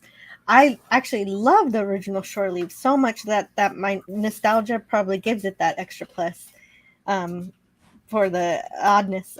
To forgive some of the oddness. Yeah. That I'm makes always, sense. I'm always for a rogue AI episode, but why specifically would the death of a human caretaker be the catalyst for the computer to grow restless and go from providing respite to travelers to wanting to control the entire galaxy because it believes Yeah. itself to be Frog dominant? going, hey, knock it off. Well, in the TOS episode Shore Leave, that caretaker, I guess he was called, was not the only one of his kind in the planet. There were several others, he said below. But in this episode, they forgot that, and they made it seem it was as if it was just him, and now he's dead, and there's no other humans aboard the planet. Yeah, so the other excuse is that he's just lonely. Right? He's So just that makes lonely. sense. He wanted someone to talk to. hmm But Well- wanting to conquer the galaxy, that's weird. Yeah. Well, my It was an thought, afterthought. my thought on it was that the caretaker was kind of not just the caretaker, of the planet in general, but specifically of the computer, and sort of kept the computer, in line, so to speak. Kept it on its mission. Because Yes, that feeds maybe into the rest of my review here too. yeah, well, Which is maybe the- they realized that without the caretaker directing the machine, it might eventually stray Yes, off that's its where I go. purpose. Right. So, yeah, I wouldn't be quite so harsh. I mean, I could see the caretaker could- maybe being the last one alive, and then he passed away, right? Yeah, and for me, it made sense for V'ger to feel this way because it had no contact at all with biological life. But this computer has seen many different species of different life and has conjured it into robot form. So it has knowledge where V'ger didn't about Right. Well, biological very creatures. Maybe it's the old trope too that the reason why it seemed like the computer or AI was under control when the caretaker was alive, and then he died, Yes. and then it became aware after that, self-aware. Yes, that's what I say. Well, So and So this manufactured superiority complex makes absolutely no sense to me. So the premise to me is silly, and luckily it completely forgets the original goal to go out into the universe to find like-minded computers. So it's content with Kirk's answer that the machine can draw others to it instead as a means of exploration. However, they don't know if this computer might change its mind. I rate it as high as I do because it's pretty adorable. But it also doesn't make too much sense. I might rate it higher if the Enterprise got in touch with Starfleet to set this planet up with new caretakers so that the AI can be maintained and to ensure it doesn't think that taking over the galaxy is a good idea again. that would have Absolutely. made a lot of sense. Yeah. And I wanted to highlight that Do the Evolution 78 says 7 out of 10 because I think it comes to tonal inconsistencies hinder the final production quality of the episode. Well, that makes sense. It was sort of rushed and crude at the time. Yeah, I think I'd probably give it a B minus because it's like got a nostalgia factor for the original episode that I enjoyed. Seeing them revisit, the same scenario again, and just following up on the original story, which I really really liked. But yeah, especially when listening to Jill's comments about the flaws in the plot line, yeah, it does take it down a notch for me for sure. 'Cause, Yeah, I'm sorry to do that. that's good. I enjoy. That's why I'm here. That's why I'm here. I can learn stuff from people, and sometimes I will modify my thoughts on something if I hear a good argument on something, Jill. So Well, no Yeah, need to me too. apologize. so it was interesting that this episode was not written by Star Trek writers, but it was written by Filmation writers, and there was no involvement from Roddenberry or Fontana. Well, thought wait, the Yeah, I wait, think wait, that- wait, wait, Or wait. was No, there? false. Okay, well, or you're was there? absolutely right. We have a They were disagreement. okay. So you're absolutely right. It was written by Filmation animators instead of Star Trek writers. But Gene and Dorothy Fontana did do edits on the script. Okay, thank you. They did make suggestions. Dorothy is always the editor. She said here. Ultimately, there were a lot of changes suggested to them from me and Gene, but so many things were easy to do in animation, and that allowed freedom. Okay, so that doesn't necessarily mean that they listened to her or not. Right, that's true. Wasn't Dorothy like the main overseer of the writers though? Yeah, it was like the she gave animated final word. Yeah, she was like, She's essentially showrunner. Right, exactly, yeah. we owe a lot of Star Wow. Trek DC Fontana for sure. Captain, what do you think of the episode? Yeah, I thought it was quite reasonable. It had its moments. You don't expect to find was it a dragon, a hydra, a worm, a wyvern? You don't expect to find one of these. Yeah, I think the premise is a bit shaky, but it's okay. I mean, ultimately, I wanted to like it, but once again, no Chekhov, so 6.9 out of a billion. No Chekhov. And Yeah, Gorilla. no Chekhov in the whole series. Still missing Unfortunately. Chekhov. I can't believe that. Every week Yeah. I'm thinking there's going to be Yeah, they Chekhov. should have Because had otherwise Chekhov. it'd be canon, but there's no Chekhov. I'm sure Walter it's not the Koenig- fact it's animated. Yeah, I'm sure but there's Walter no Koenig Chekhov. agrees That with you. stop. Yeah. I love No, Chekhov. I Yeah, guess Yeah, the Walter Russian Koenig one. must have been a bit tradition pissed for off. here. It's an F. It's an absolute F. I have no reason, but it's just an absolute F. Are you going to give every episode of Gilligan's Island an Jesus, F? F again? No, I'm kidding. This was A Wow. plus. Wow, that's This taking was away an that A harsh. plus because it was a Harsh. fun little romp. They had fun. And you got the evil computer trope. What more could you want? I could see that perspective. That's Yeah, very. plus- Yeah, I that's can very understand sweet. that, And dude. plus, you got that sexy citation there going. This makes you want to go. Oh. Ah. Oh, boy. Cation, not cetacean. Okay, Did you so know Just what I for Gorilla, the record. Did you know what I meant? Right. What I mean, not what I say. I you know, understand. so Gorilla, does that mean that you'd give it an F I always or go no? on what people say. I'm terribly Yeah, I'll give liberal. it an A plus. Oh, I very know cool. what you mean. That is cool. Wow, that's And- a change. I wanted to say, welcome, Son of a Red Shirt. He's a pop culture curator at Antiderivative Jill, and all the Ruby Trekkers here today. Hola, kapla, and cheers. Thank you for joining us. And Do the Evolution 78 says, I see so many points of view. Great review podcast. I agree. That's why I love it. It's great to have all these ideas infused. And Do the Evolution 78 says, excuse me, sir, can you direct me to the nuclear Nuclear vessel? vessels. And by the way, the nuclear vessels are about 10 minutes from me. I live in Alameda County. Nice. And Cool. last but not least, my opinion. Well, I you give might it be a- I seeing give it some a B. rocket trails going off later today. You know what's funny? Okay, aside from everything else, this is going to be crazy, you guys. You're not going to believe this. But I actually had a dream last night that there was a nuclear war. I had a dream that I was in a park Oh, with people. beautiful. and He's we gone saw the turned blast. out. Me too. Yeah. Oh, no, I'm saying we saw the blast, and then everybody saying, turn away, don't look.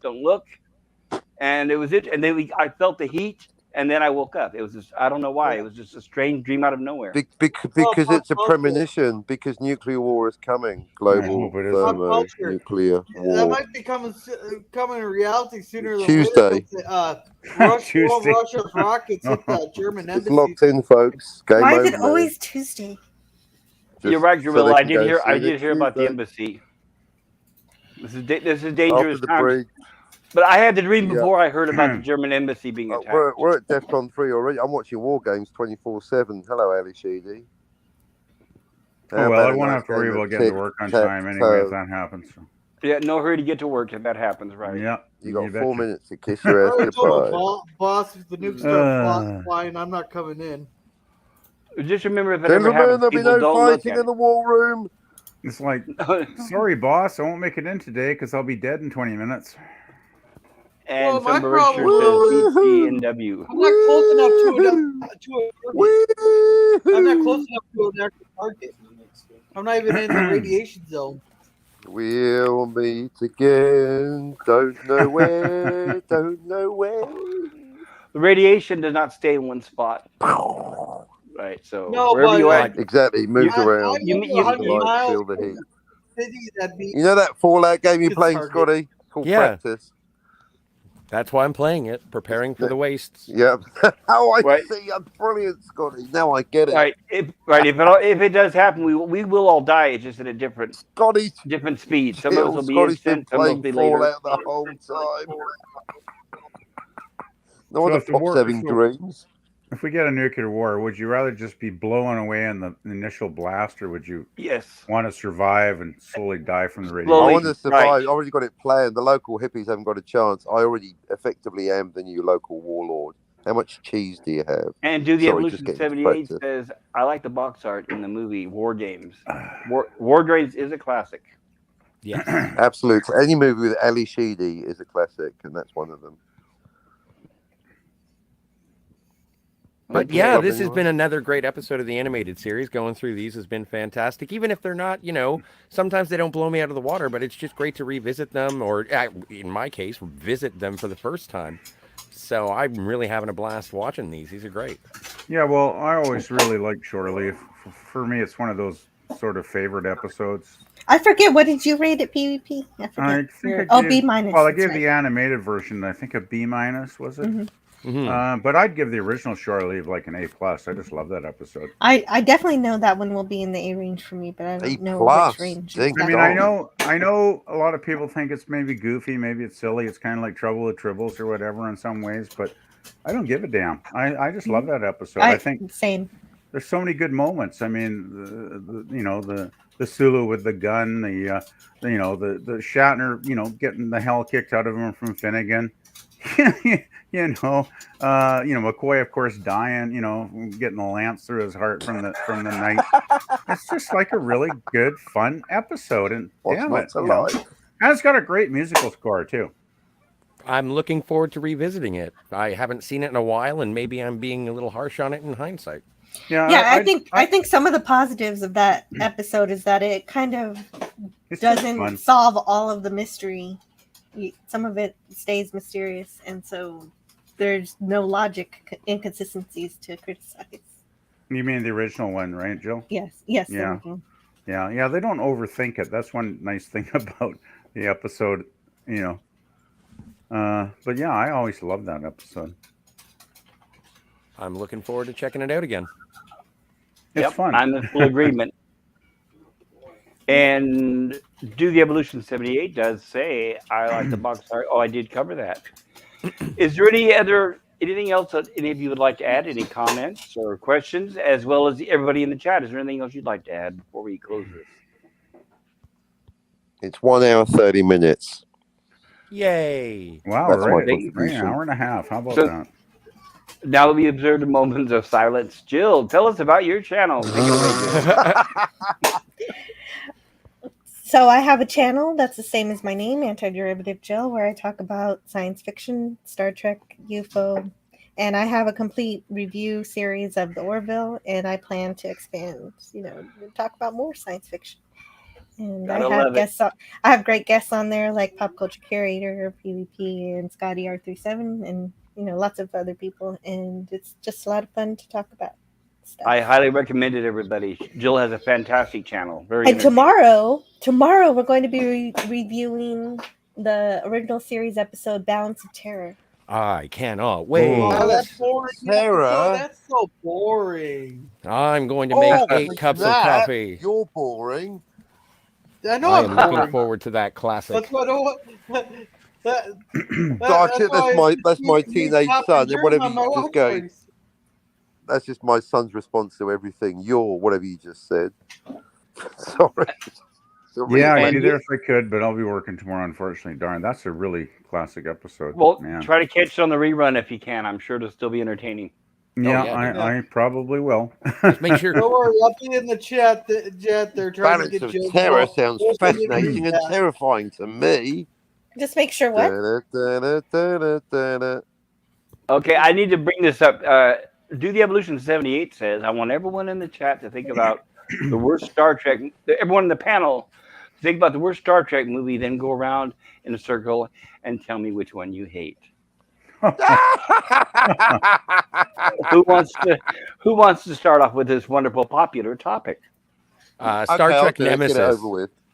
Oh, you beat me to it. You stole mine. I know. I needed to say it first because I knew everyone was going to say Nemesis. But yeah, I'm not going to say Nemesis. I'm not going to say Nemesis. What were you going to say, Cal?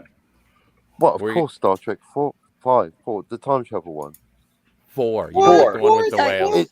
You're going to pick not only... Dumbass on you. Yeah, I know, right? Face of Edith. You're spits in her face. You're not only putting that as the worst Star Trek movie. That is not only my favorite Star Trek movie, but also one of my favorite movie in general. They took Edith's corpse, dug it up, and spat in her face. Oh my! You put a hole in my heart. They put a hole in my heart by digging up Edith's corpse and spitting in her face. Jim, oh, it doesn't matter. Another timeline, Jim. Jill said so. What about what if we take a couple of whales? No one gives a fuck, Jim. No one cares now about maintaining the timeline. We all read Sound of Thunder, Jim. No one cares. Oh, God. Okay, well, I've got a 4-hour explanation, but that's the essence of it. The man asked, so 78. Gorilla, your least favorite Star Trek movie is what? Star Trek, the ship porn picture. Oh, I mean the motion picture. Oh wow, the motion picture. I would say 5, but that can all be it better than normal porn. By McCoy putting shrooms in the beans. Have you seen the director's edition yet? Yes. Okay, just checking. We watched the director's cut. There. No, not the director's cut. Cut is different. Director's edition. He uses cut and edition synonymously. Right. They're not synonymous. Jill said so. Right. The new 4K version. Gorilla. In the corner there. I'm not sure what version Salty had. I know it's the director's cut, but I don't know what the quality was. You watched it on a stream? Blade Runner, not even including the work print. You watched it on a stream on a computer. Did I hear that right? What? Yeah, because he hosted Star Trek movies on Friday nights. Was that within the past year? Yes. Okay, it might have been the edition then. Please put it on a television set. Okay, Don't watch it on a computer. Then your opinion is valid. I'll allow it this time. This time. PvP, please. Hey, my computer screen's the same size as my TV in the bedroom. Okay. Pleasant Valley Picker, what would you say is your least favorite Star Trek movie? Well, does Star Trek movies include just the original series or the Next Generation films? Both, I think he means all. Yeah, all 10. If we're going with Next Generation, JJ stuff, the old stuff. Well, yeah, JJ's up too. So what is it, 13? We only talk about the 365. Yeah, we're not going to talk about this. This is my channel. If we're going to talk Filth movies count. No, if we're going to talk about Next Generation films, then mine's going to be Insurrection. Yeah, very popular choice. I hate that frickin' movie with a passion. It's so bloody boring. It's just like, why did they even bother to make this thing? I mean, can you imagine writing this script and thinking this is going to entertain anybody? Well, when they're snorting coke, they're not thinking that. They must have been snorting a lot of coke when they wrote that thing. Well, you got to remember, they were written like television episodes. That's horrible. And I mean, it's like the evil Data right at the start of the movie again, like going amok. Like, come on, guys. Yeah, and how do we talk him down? We sing at him. Yeah, like doesn't Data have an off button? Like you just hit him with a remote Yes, control he switch, does. like your TV. Yeah, his And- off like, button's We're on not the back. computers, Sebastian. We're physical. It's just Do the bloody evolution- awful. Do the Evolution 78 says, my answer is the Star Trek where they found God that's not God. Which one was that? That was Star Trek 5. That was 5. Star Trek- Actually, Yeah. Have they not gotten? Has Data not got an off switch? David, Oh, this you dude's should have an off one. switch. Hey, Deckard, Yes, come okay. over here. Where's your off button? Get over here. And but Yeah, hell, I'm you know, human. even No, you Star ain't. Trek 5, that movie has improved a lot. Like when I watched it last week. When the we movie did the improved Star or your Trek 5. memories the movie improved or your memories improved? Well, no, I watched it. We did the episode. We did the stream where we were seeing it as a dream. Yeah. Like everything outside of Yosemite was unreal. Oh, And Yeah, that don't was I my- actually my enjoyed it a lot more watching it that way. that helped. Me It too. helped take. I mean, I know it's headcanon pain, or whatever, but hell, I don't care. It improved the movie. Don't care about a headcanon. Well, then I think there's two Deckards. One's a replicant and one's a human. It's a headcanon. It works if you watch the movie that way. It improves it. So on that basis, I've improved Blade Runner. Thanks. Right, the same way morphine helps take away the pain when you lose a leg, right? Right. Yeah. Once you walk down the path of the headcanon, forever will it dominate your destiny. And anyway, it doesn't matter because the general consensus is not yes, no, or maybe. The answer was marshmallows. Marshmallow. The answer was Marshmallows. marshmallows.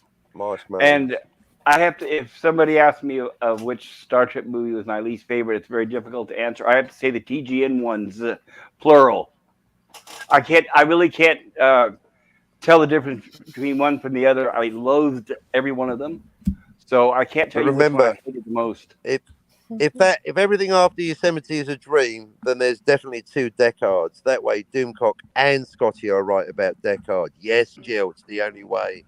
Well, if everything after Yosemite was a dream, then everything after Star Trek 5 was a nightmare, in my opinion. But Even the Undiscovered Wait. Country. You didn't like the Undiscovered Country either? oh no, I did like Undiscovered Country. I'm sorry, I forgot about Okay. that. Undiscovered country from whose That- born no yeah, in traveller my opinion, returns. That was the last true Star Trek. The rest after that was, well, I don't want to cuss on this stream. Only that But, sleep of death what dreams Through the may Evolution come. 78 says Voyage Home and Wrath of Khan are my favorite. Same, do the God, evolution. we have shuffled off this mortal coil. We have the same one In and that two. order, I assume. In that I'd order. probably flip those 1 and 2. Wrath of Khan would be my first, but Voyage Home was good too.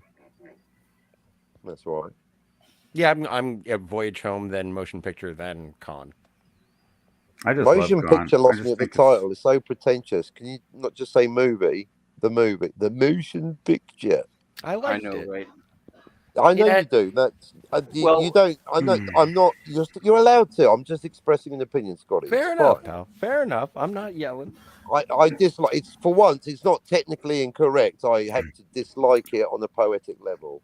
I find Well, it was pretentious. pretentious, I suppose, but that's what they called it, so that's what it's called, right? Like the That's what they. question Well, obviously that's what they called it. Otherwise, And I guess they wanted to differentiate it from the TV They had series, the perhaps. concentration camp. Well, so when we It's speak like, of hey, games, kiddies, this isn't another episode. This is an actual welcome movie. to it's pointless Well- complaining about stuff that exists already. Well, Well, at that yeah, point, we shouldn't review but hey, the movie. I should thought we? it was a Well, good the movie film. I exists, enjoyed it, so. Captain. Why I are did we too. discussing it? Yeah, I love the motion picture. That's my Hey, I favorite. saw it the second I showing the like first the night it movie. came out. Star Trek the movie. I was Star Trek the lucky motion enough to see picture. it the first night it came out, so that's a good memory. Yeah.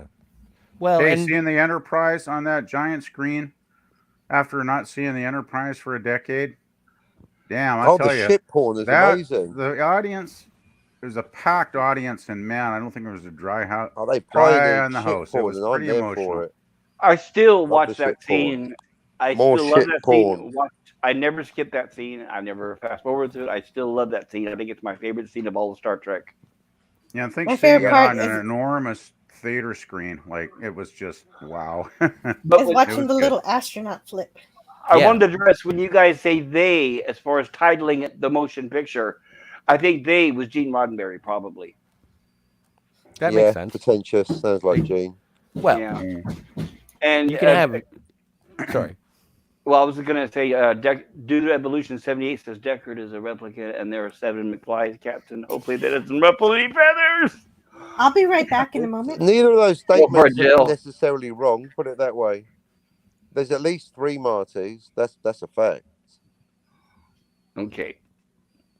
Well, Fact. unfortunately, the one that we have is not doing so well. His Parkinson's is really setting in. So I that's wish the him the best. actor. That's The actor, yeah, that's very sad. Yeah. Poor guy. I feel so I sorry haven't for said him. not as nearly as tragic as Marley A though. What happened to him? Leaving his mother's left behind. She thinks he's dead. The FBI coming round. Doc Brown, he's dead. And Libyan Senator terrorists Richard, have stolen all that uranium, probably on the brink of World War III, like us. Anyway, Senator Richard says, for me, it was Star Trek Insurrection. Truthfully, that movie made me very, very, very little sense to me. I have to ask you guys, for those of you that do remember the TNG movies, because believe me, like trauma and a bad accident, I wiped them out of my memory. But which one was the one? Well, actually, it's probably several of the episodes, but where they were being attacked by the bad guy and they were running away and they were firing aft torpedoes as they were running away. It was even in the Aft trailers torpedoes? for the movie. Aft, AFT. okay, It was in I the was gonna trailers say, for the movie. It was, yeah, even in the trailers for the movie before the movie came out, it showed them running away and shooting the torpedoes. And I'm thinking, cowards, cowards, cowards. I can't Wait. remember that one. I think that was Insurrection. It's just I always saw the TNG crew as cowards. I don't In know, the but- movies. Yeah. both series and movies. Oh, wow. Oh, gee. Well, Yeah, there's they- something. You're there's no- original series only, eh? Only because I think in the original series they wouldn't put up with garbage. They didn't have subplots. They didn't try to talk their way out of everything, and sometimes they had to kick ass. Everything I just mentioned is missing from TNG on forward. Wow. When I did not first know when I watched Encounter at Farpoint the night it premiered, and I saw what's his name, the guy who plays Picard, I was like, oh no! And I knew then we're never going to see that man ever show backbone or be in a combat of any kind of situation. I knew Kirk was officially dead. Yeah, there's something about Picard. He was just a lot of talking, wasn't he? That's all it was. He's like Yeah, talk, Right. and just no balls. and no matter how bad the Basically. situation, the writers always wrote him out of the danger. So every episode was anticlimactic, in my opinion. Well, there was a few episodes. I mean, it was the one where the Kardashians were torturing him. I mean, there was a few episodes where he was keeping up with the Kardashians. in bad danger. But yeah, he was too cerebral, basically. I mean, the great thing about Kirk is, he was a man of action. Like, he'd get in there and get his hands dirty. Whereas Picard would just, have another cup of tea. Right. I would not serve under it's the same thing I said My about hands the are Orville. dirty too. The What same are thing you I said afraid about of? the Captain the Orville. I wouldn't serve under him. It's the same thing with Picard. I would not serve under him. But I would serve under Captain Kirk because I truly believe that he did care for his crew. I never felt that with Picard. I always thought Picard was distant from his crew and seemed like he was above the rest of them. I agree. But that's just my opinion. No, No, I and agree. didn't I care think about his you nailed it crew. dead on. Well, I remember thinking at the very beginning of TNG when it first premiered. I was attending the Star Trek conventions. I was into the whole thing, and I thought, okay, so we're going to get a coward as a captain. So maybe Riker will be like Kirk, and I was wrong there too. Oh man, And I thought, Riker. maybe Worf will be tough, and I was wrong there too. What a disappointment Riker was. All of them, I don't know. He's just Well, it is what it is. But I the always whole, enjoyed the thing that is, way. when it Can't first undo it. aired, I thought TNG was a decent show. I remember watching it back then when it was on. But in hindsight, looking back at it and watching some of those episodes again, it's like, God, this has not aged well at all. This No, series is pretty but damn mediocre. especially the subplots. don't The watch subplots overrid the Oh, main some plot. of the plot lines it's like, bleh, just makes you You know, want to vomit. Basically, some of that I'm a- stuff. I'm a big fan Really? of Southern Comfort makes me want to vomit. Yeah, I haven't drank that in many years for that very reason. I haven't drunk it since Christmas 1988. No, I think Last time I drunk it 87. was as a teenager, and that was the last time. No, that was it. I spewed it straight up. That was it. Even just talking about it now is making me gag. Oh, Comfort is Yeah, that good makes as me an The one ingredient worst to thing is junkie. tequila. Oh God, don't Like ever burn them in a ever- bottle. ugh. Anyway, we're getting lost in the thought here. What were you talking about? Well, no, the Pop through culture? line is things that make you want to throw up. So I was just thinking, because I always like to. I like the TOS, so that's the one I watch. And TOS has some great episodes. Don't get me wrong, but there's a lot of crap too. Star Trek TOS. I enjoy watching it on a regular basis. And do the evolution. Some of it's great. A lot of it isn't. Lights. I see 4 lights. And Hey, technically, I see one bright light. If you look at the picture, there's technically 6 lights. Because there's Encounter 2 on Did Jill and Scotty leave us? Sorry? Oh, you're still here. Good. I am. I just don't. I don't know how to respond to that much anti-TNG. Maybe you know. I could read. I was in Scotty's mind the whole time. My mind to your mind, Scotty.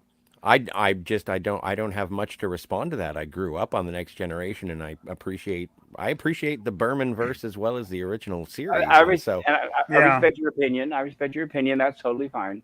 The thing is, I do get there's probably a majority of fans like Scotty that actually grew up on TNG, that were a little too youngsters, young, we call them, to not be fossils like I am, where we grew up with the original series. Where'd you dig up that old fossil? Oh. But well, there's some people much as I respect the opinions of the folks that love Next Generation, I still think the original series is a better show. Well, we'll all see which one holds up over time. Our opinions, folks. We'll see which ones hold up over time. I'll put it that way. And Do the Evolution 78 says the counter Farpoint classic. That's where the Q makes his first appearance, right? Yes. And Q, in my opinion, is Gazoo from the Flintstones. The little Martian that would go up, snap his fingers, and make magic appear just so Fred would be in a predicament. Yeah, I never liked that episode personally. Well, it was several episodes, unfortunately. Well, it was a 2-parter. I thought it was boring and pretentious, basically. It was terrible. It was basically them jumping the shark. The cousin Oliver of the series, right? I think the best Q episode was the one where the first one with the Borg. Was it Q Who or whatever? The one with he introduced them to the Borg? Yes. Now that was a good episode. Only because they were finally in danger for the first time in how long? That was when the Borg were actually scary. Like they started chopping the Enterprise up like cold cuts, and it was just like people were dying, and basically Picard had to put his ego away and basically beg Q to save them at that point. Yeah, there you go. And one of many times where Picard's begging somebody for something, right? What a man! Mm-hmm. But it was a damn entertaining episode, though. I mean, if he wasn't begging, he was crying and sobbing. And it's just not making tea. Right, not my captain. Sorry, Earl Grey. Earl Grey. I'm glad he's so pompous. Yeah, he was kind of pompous, wasn't he? And Son of a Red Shirt says, usually, I served in the military, and pompous commanders hating on TNG. Well, pompous commanders are the type that sit at the top in their fancy offices and send thousands of people to die without having any sort of connection to the dead. So I just don't have a good taste for pompous commanders. Son of a Red Shirt says are bad. It's still the same way. It's still the same way. The more detached they are from their troops, the more they don't care about the ones they send to death. Son of a Red Shirt says they go to the planet of people who age very slowly. Guest stars were F. Murray Abraham, yes, from Amadeus, and Anthony Zerbe, yes, from Omega Man, and also from the original Battlestar Galactica, as an expatriate and Starfleet officer, respectively, trying to snatch. Anthony Zerbe, did he play a Klingon at some point, or no? Am I wrong? I do not know if he played a Klingon. I don't think so. Seemed like everybody was in Star Trek at some point. It's like, where's Waldo of television land? Oh, for sure. I don't know if he showed up in any subsequent Star Treks, if he was in Deep Space Nine after that, or if he was in Voyager. I'm not sure. Actually, no. Yeah, Voyager was still on the air when Insurrection came out. So I heard just in today's bed life from Alberto Prey that he said Core was in TOS, TNG, DS9, all. Now that I didn't realize. I guess he means even the original actor, right? John Calicos was in the original series and Deep Space Nine. I don't think he was in Next Generation. When did they? Okay, how did they explain the makeup change, or in their fantasy land, the whatever change? They didn't really. Oh, They just showed up and nobody asked questions. Yeah, they were just in the modern movie era Klingon makeup. Bad Yeah, you're writing talking- 101, people. Bad writing 101. Alert, alert.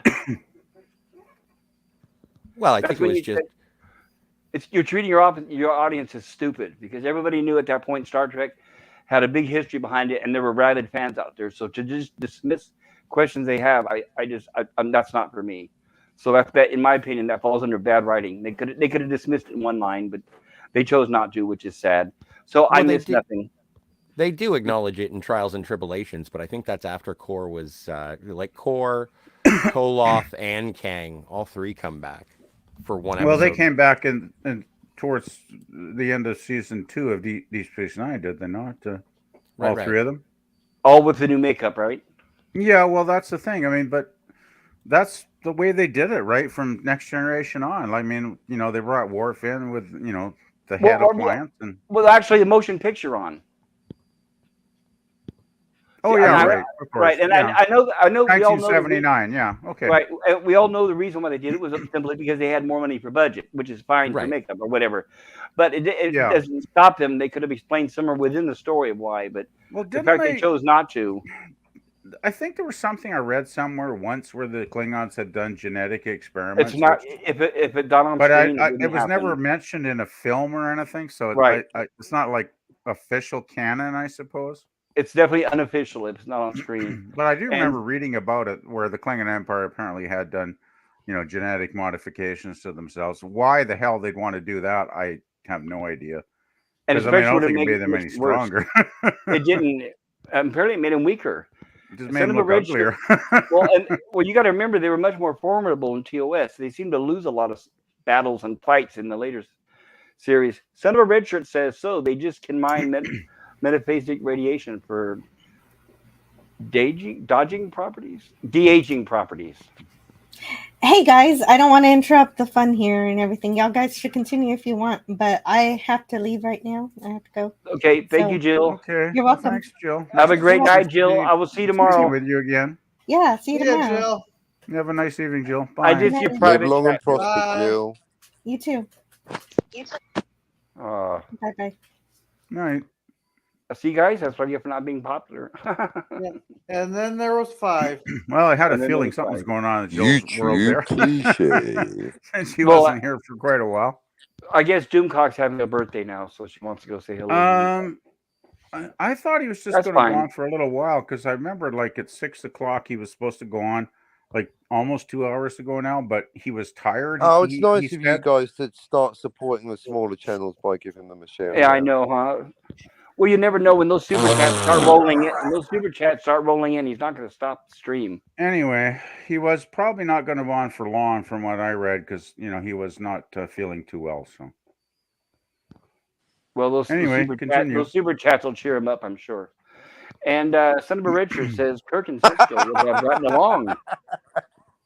And Son of a Richard says that's the thing I love about Starfleet. As an enlisted man or officer, you get to choose who you serve under.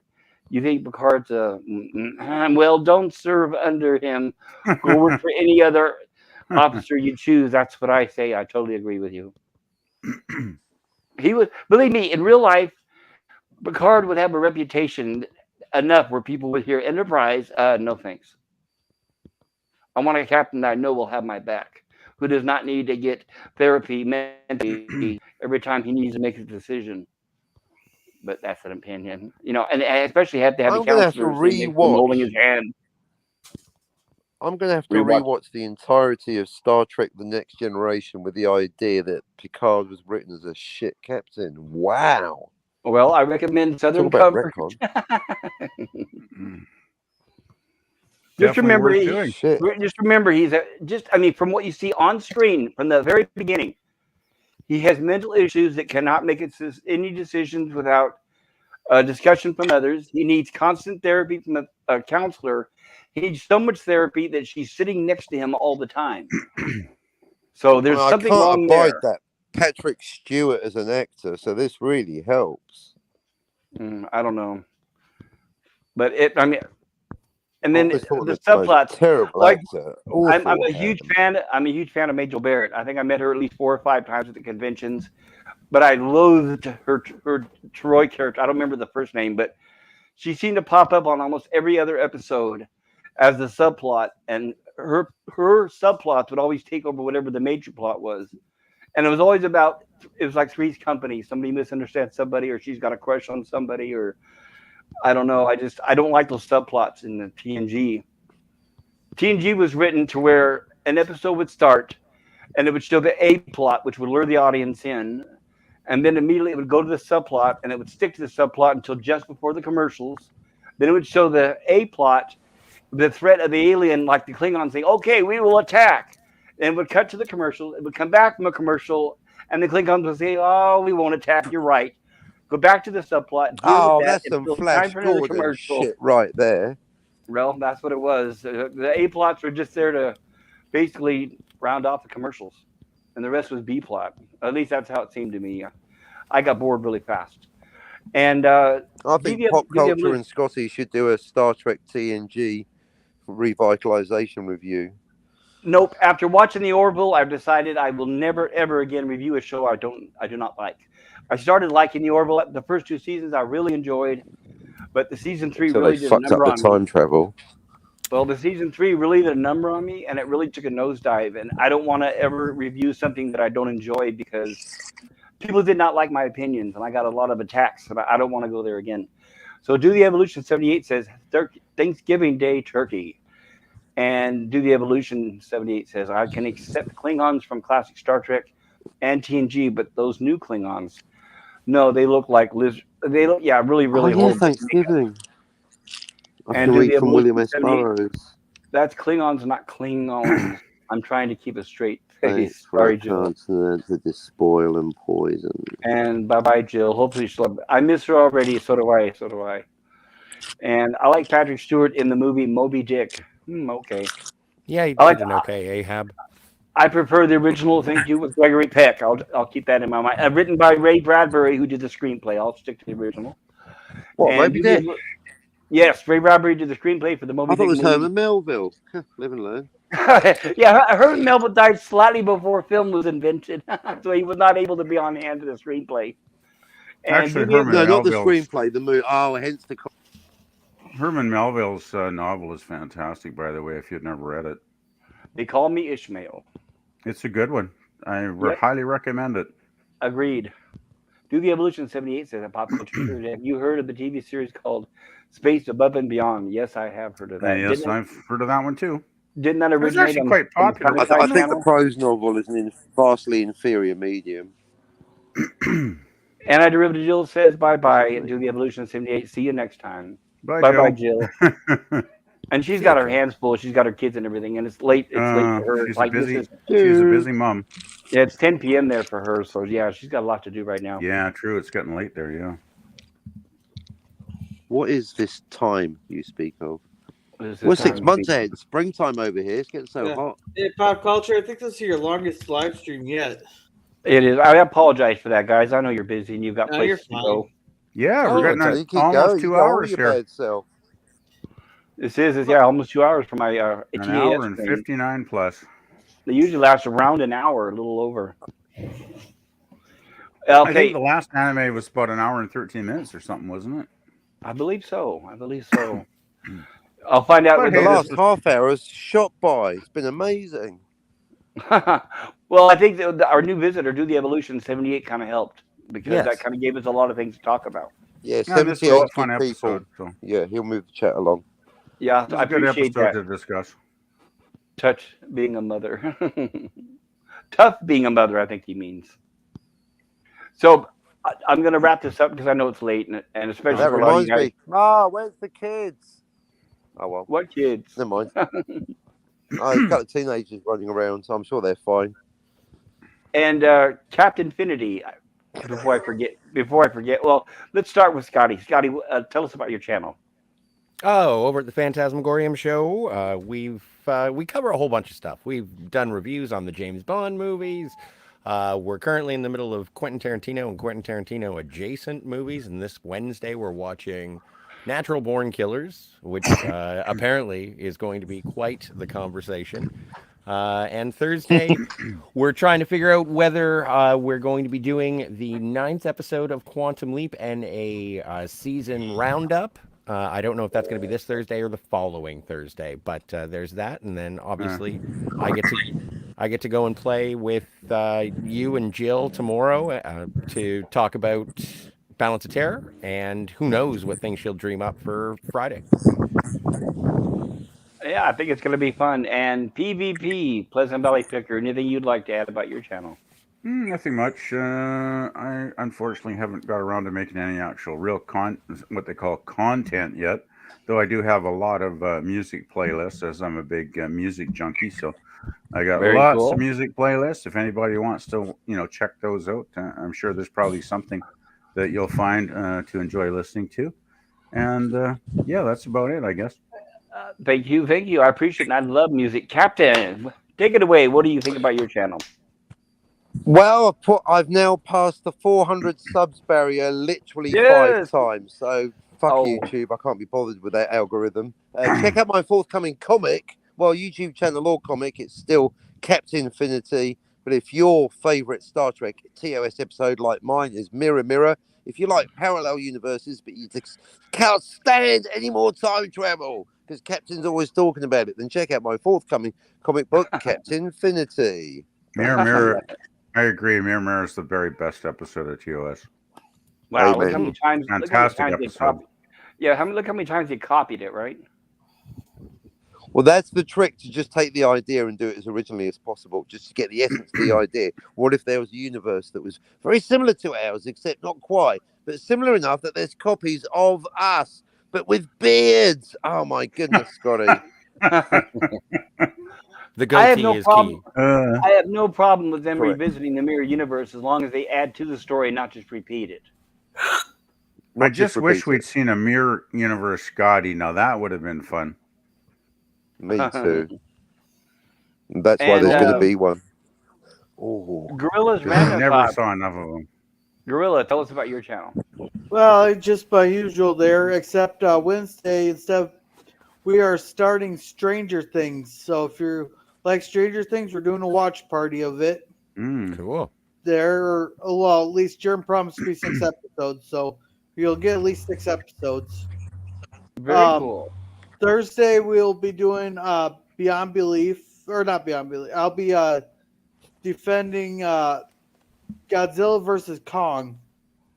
Ooh. There, Spencer suggested that one. Very cool. Then Oh, I got my normal Babylon 5 on Saturday. Then we're going to do Psycho 3 on Sunday.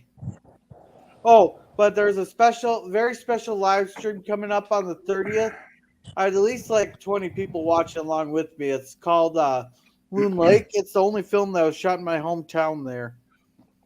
Loon Lake. Oh, nice. Based on an urban legend. We will do our best to be there. Yeah, And, then go ahead. Oh, then then I'll have my occasional come chat as I die in Minecraft stream. I'll probably be doing 1,000 deaths celebration here pretty soon. Okay. And I want to read this out. Do the Evolution 78 says, "Thank you all, podcast guest and host. You made my day. Yay! Throw out a link. PvP. Nice. PvP. Have I given you a wrench so you can put links in the chat? Let me check. I think I have a wrench. No, I I could don't. I probably do do not it have here. a wrench. Well, give me just a couple seconds. I'm going to give you one as soon as my screen comes up, and then please do put a link in the Oh, put a link in let's do for this your faster channel. here. PvP wants Do the Evolution 78 wants to check out your use my Okay. second window. Will whenever it appears. Not I seeing know when anything yet. I know I have my YouTube. I opened up the YouTube window because I was on StreamYard. I'm opening up the YouTube. And Yeah, there I've got finally, both open. Basically I always watch the StreamYard window, but I do keep my YouTube running in the background with the sound off. But I'm not seeing anything yet. Do I need to refresh or something? No.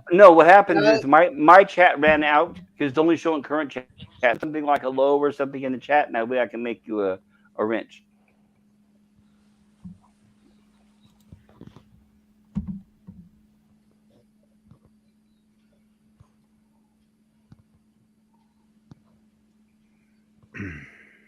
Yeah, nothing changing yet.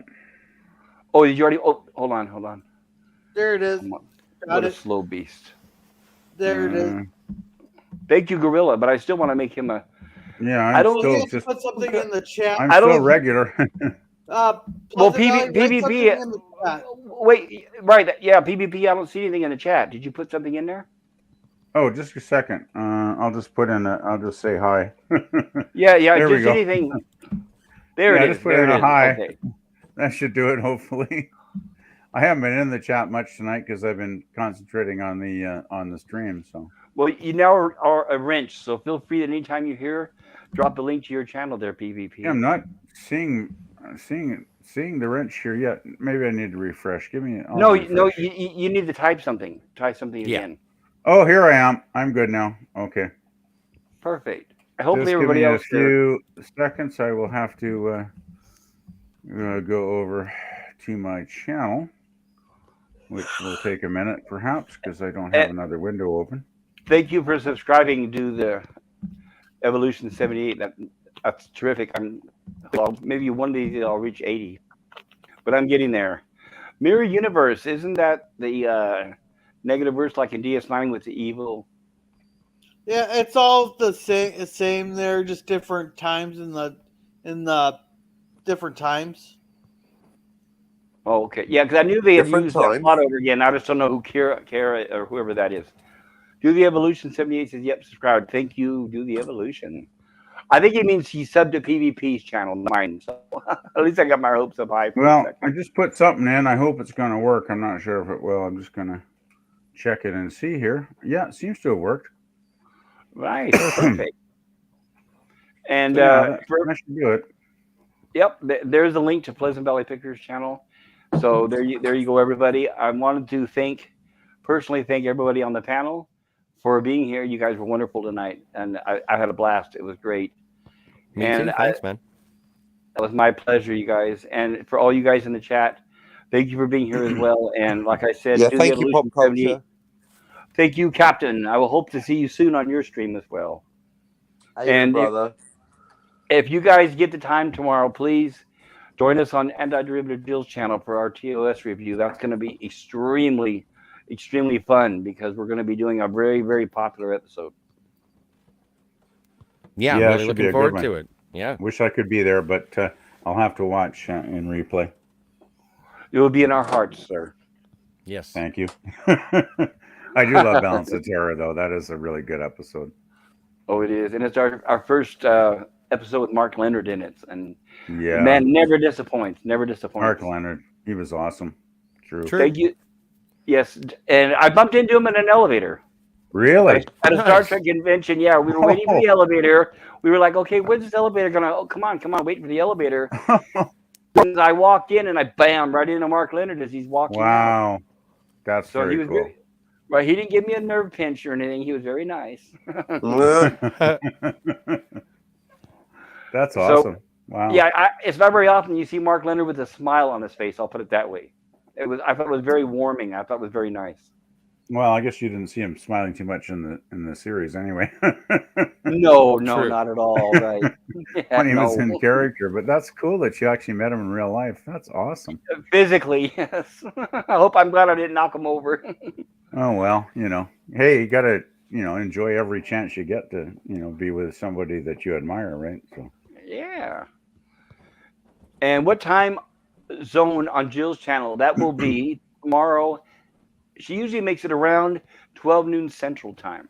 Yeah, she's in Central Time in Texas, so. Right. It may fluctuate. If it does, she'll kind of send out messages on TikTok or Twitter, I think, where sometimes it may be at 12:30 or the I just learned when she schedules it.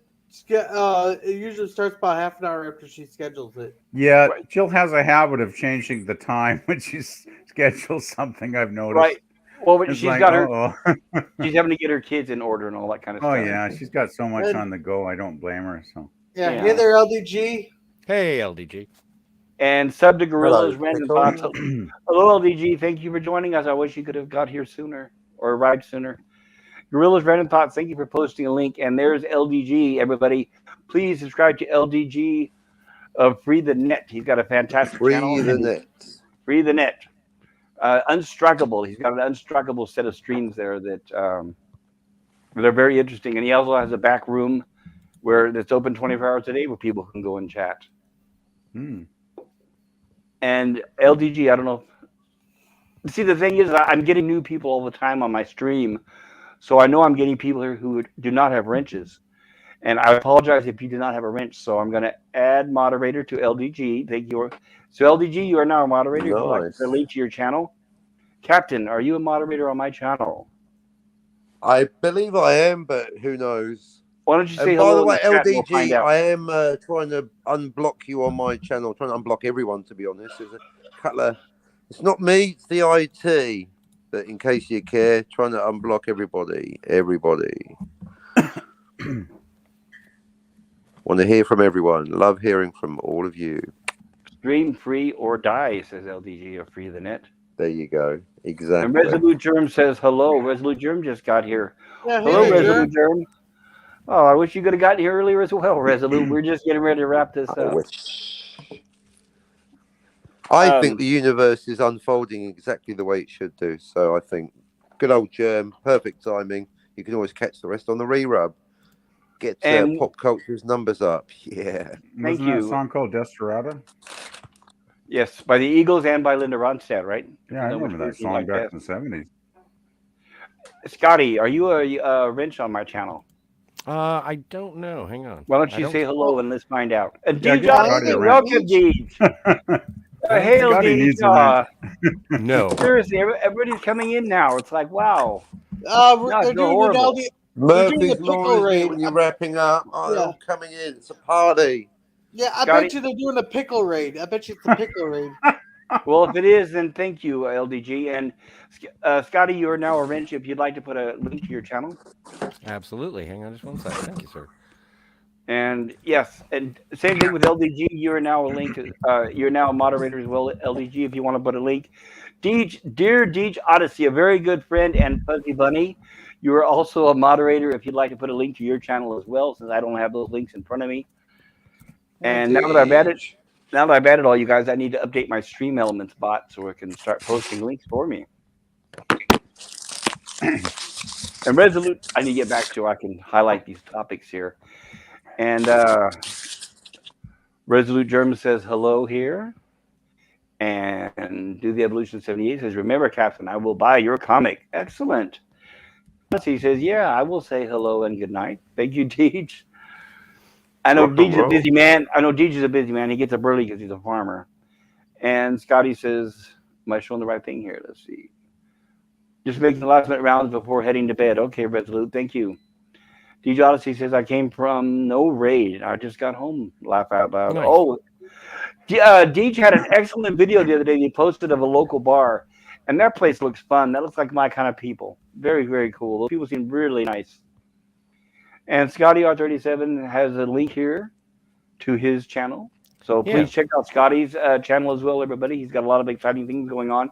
Scotty, I can't wait to hear what you think about Natural Born Killers. So let me know. I'm looking forward to seeing it. This will be my first time. So yeah, I definitely, like I said, Rodney Dangerfield in a serious role can't beat it. Yeah, it's going to give me the heebie-jeebies. It will. Resolute Germ says, thought this was in the afternoon normally. Well, it depends on your time slot, but it started a little over 2 hours ago here. I'm on Pacific time. It's very nicely in the afternoon here. Yeah, I think it's just 6 Pacific time for me here. Yeah, 6 Pacific time is usually when I try to start it. And Deej also says, I just uploaded the new one. Features Elihu's pot plant. Elihu from San Francisco? I used to grow, by the way. I bet you I could teach him about pot plants. I used to at one point. I grew the best. I am PST zone. Pacific. Okay, good. And it's somebody else from Pacific time. Perfect. Do the Evolution 78, please. Wednesday, we're going to start a new stream. And for all of you listening on the panel and in the chat, we're going to be starting a Gilligan's Island retrospect/review starting this Wednesday. So in just 2 days, if you want to learn more than you ever have about Gilligan's Island or more than you ever wish, please be there. We're going to cover the pilot as well as some some new knowledge and trivia, things you probably don't know of how Gilligan's Island came about. Yeah, I remember buying all 3 seasons of the box sets at Walmart for quite cheap and just binge watching them all. And it's a pretty weird show. Well, I think it's really well that the writing was they kept it pretty much up there. It didn't It get was repetitive fun. too much. Yeah, The big it was very goofy, but it was a lot of fun, I gotta admit. I was watching an interview just last week with Sherwood Schwartz's daughter, the producer's daughter. Oh, cool. Cool. She used to actually, yeah, she was on the set while they were filming, and she was also in the Brady Wow. Bunch. She played Greg's date, among others. Oh, But really?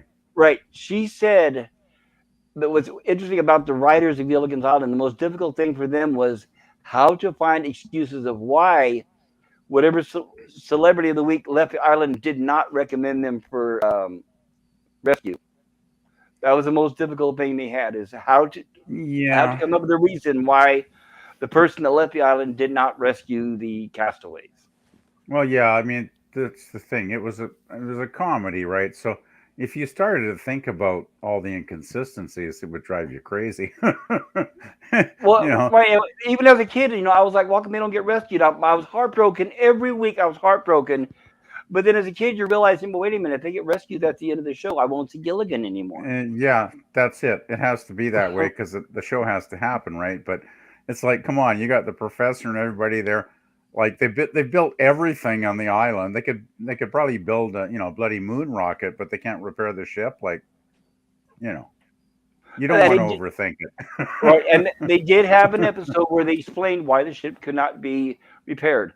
Because I know Oh, I Jill, forgot that about was that one yeah, then. that was one of the things Jill had a problem with, and we'll be covering that one of the episodes thanks to some very bad glue. And Okay. Resolute Germ says just making the last minute round before heading to bed. I already cut that. Sorry, I came from no rate. I just got home. LOL. Scotty is the link to his channel. Resolute Germ says thought this was in the afternoon. Normally, there we go. Now we're getting caught up. D Odyssey says I just uploaded the new one. There it is. It features Elihu's pot plant. And I'm PST Zone.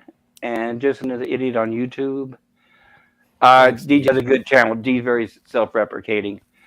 Resolute Germ says, I see that plant Deej. It's way too high quality for Elihu to smoke. Elihu gets good stuff in San Francisco. It's very pricey, but it's not bad. Deej Odyssey says, lol. And Deej Odyssey, Resolute Germ says, cheers, boys. Thank you for son of a red shirt for that. Deej Odyssey says, hey, red shirt.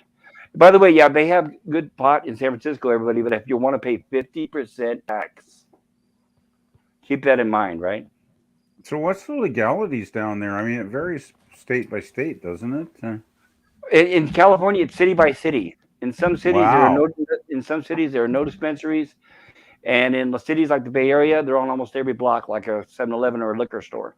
That's even now. That's pretty crazy. I mean, the great thing about being up in Canada here is basically the government decriminalized it all. Like I don't know, 3, 4, 5 years ago now.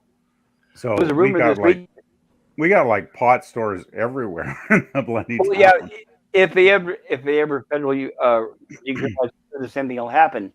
Just last week, there was a mention in the news that Biden may stop convicting low-level marijuana offenses. I don't know if that's That true. would be a very smart thing to do because what a waste of taxpayers' money to persecute marijuana users. I mean, Okay, right. it's Considering they're silly. not right, they're getting away with Considering the fentanyl. people in Right? government are token up whenever they fucking feel like it, the Well, hypocrite. fucking yeah. Sorry to use the F word, but I agree, Captain. Absolutely, the hypocrites. And I'm sorry, but the people in government can afford more than that. They usually do coke, is their preference. Well, they right? got lawyers too. Yes, they do. It makes a difference. But think about this: you have people that are not being arrested for killing people with fentanyl, but they'll arrest people with marijuana, right? Yeah, it's sad. That's why. Meanwhile, Alec Baldwin, murder one, he hasn't even been arrested. But just keep in mind, there's several states within the United States where marijuana is still illegal, and so because of that, meth reigns supreme. No, So you have sad. crack addicts. So yeah, they'd rather have people on crack than they would smoking pot. So isn't that lovely? Yeah, and we got you guys got fentanyl down there, I suppose. Oh yeah, they sell it like candy. Oh man, there's so many people up here in BC. There's been so many thousands and thousands and thousands of people that have died from that crap Same here. over We the just had last another. several years. It's Yeah, mind-boggling. We just had another 12-year-old. Oh God. GATE That's student. sad. Yeah. Oh, The kids that's so don't know. sad.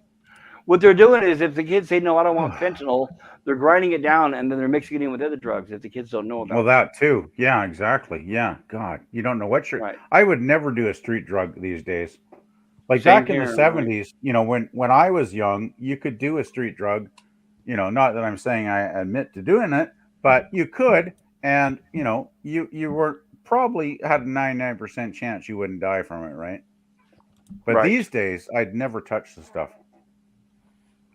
I think it all started when PCP came out. That's when it really started going downhill and people were being poisoned. Yeah, that's pretty crazy crap. Yeah. And Resolute Germ says, come on by tomorrow night for some sci-fi. Resolute Germ has his link in the chat, so check out his channel. He also has reviews as well. And I know he has Saturday morning cartoon watch parties. Yeah, there's so many watch parties and stuff going on. It's hard to keep up. You know what's interesting is I was doing watch parties on my channel too. But then I looked at the views and they don't get that many because there's no rewatchability on it. People can't see the reviews, so that's why I think I'm gonna shy away from those for now. I think with a watch party, the thing to do is you set it up on a. There's a certain website that Jill introduced me to where you can just invite your friends, you know, and just have your own little private watch party, which is great fun, which we have been doing.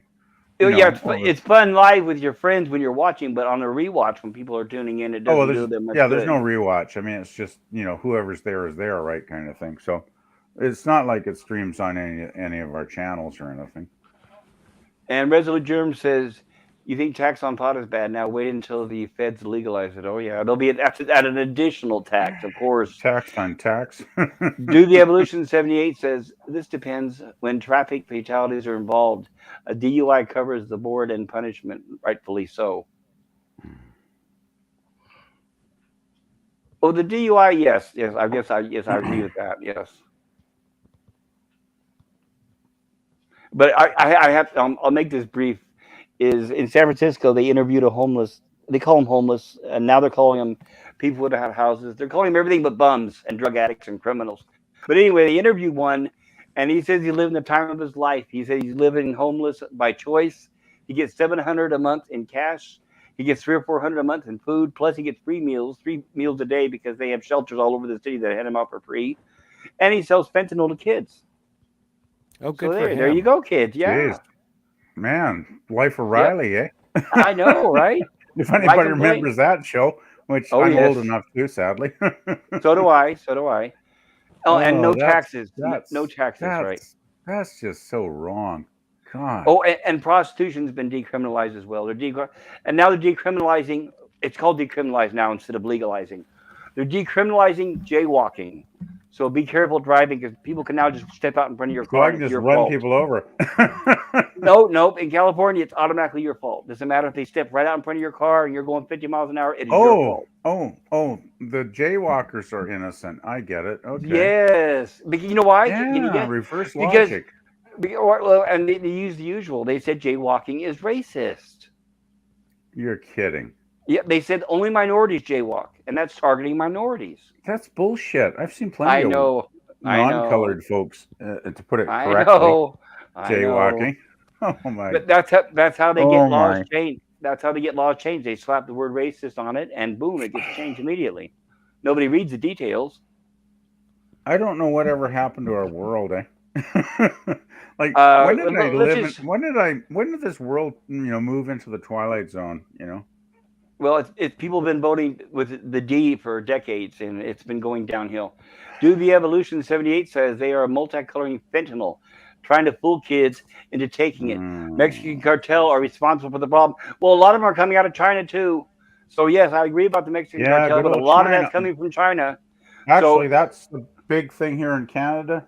Actually, it's gotten so bad, the importation of that crap from China, that Canada Post the last few years has actually basically really, really slowed down the importation of any parcels coming from China now.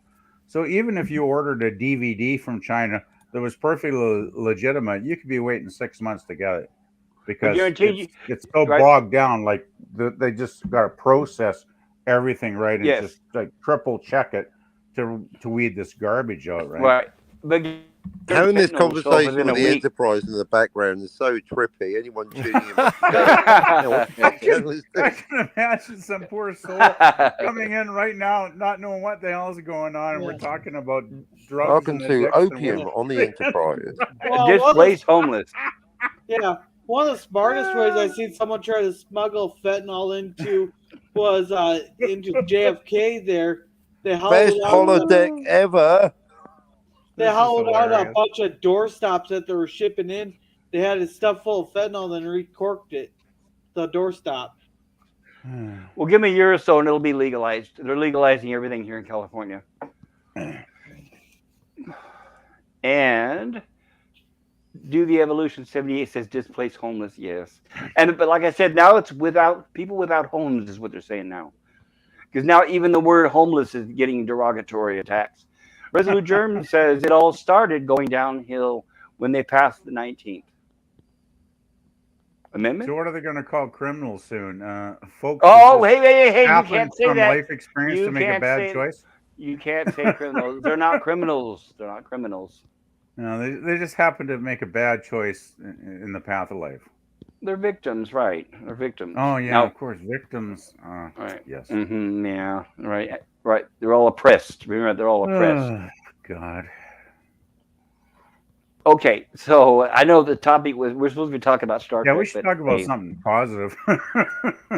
Positive. It's gotten really dark. Right. So, like I said, check out TOS review and retrospective tomorrow on Antiderivative Jill's channel. And Wednesday, the following day, check out our first stream Gorilla and I will be doing of Gilligan's Island.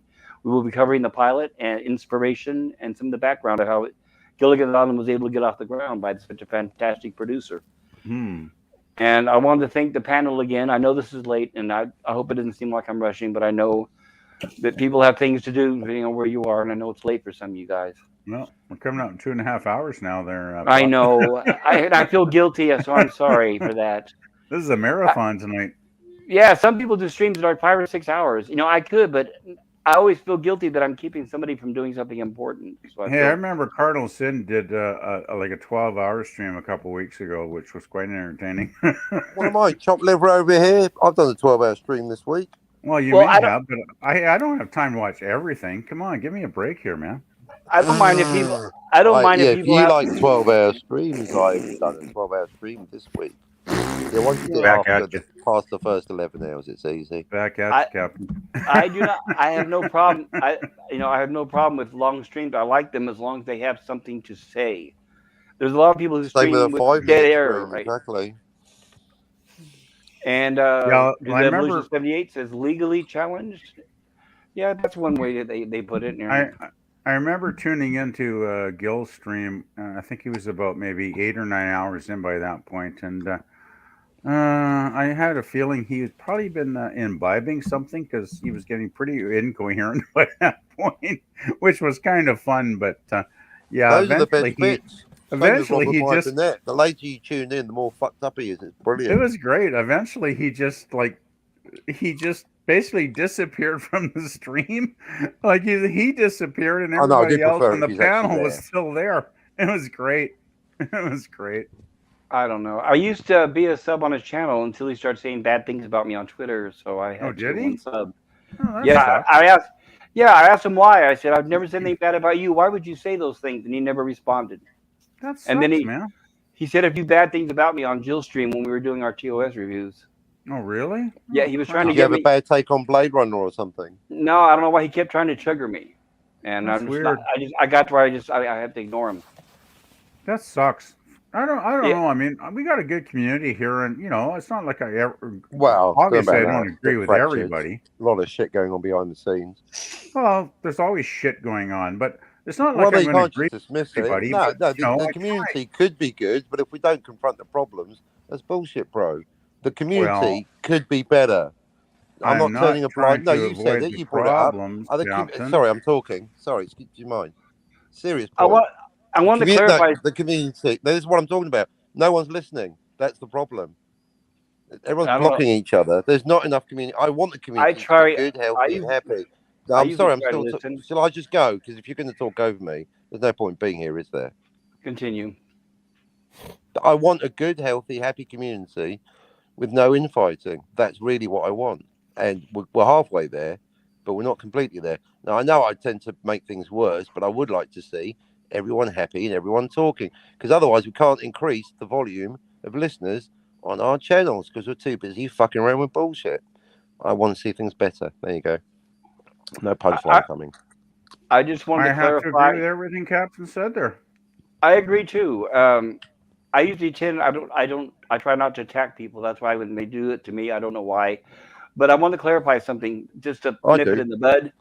Just nip it in the bud. I did not criticize Cardinal Sin. I just explained to you guys my experience with him. I did not personally criticize him in any way or say anything bad about him personally, if you guys noticed. So I just wanted to make sure to say that because in a day or so, I'm sure I'll get a threatening something from him saying, I heard you're talking shit about me. Oh, he's fine. I don't think the Cardinal's great. He thinks I'm a dick, but for the record, I think he's brilliant. Well, I'm just saying there's a difference between criticizing people and just somebody telling their experience what happened with somebody. So that's all I do. I just explain my experience with him. That's it. My point is I hope you two can talk it out. That'd be nice. It's unfortunate, like everybody's got their own personality, right? And sometimes maybe our personalities do clash a bit.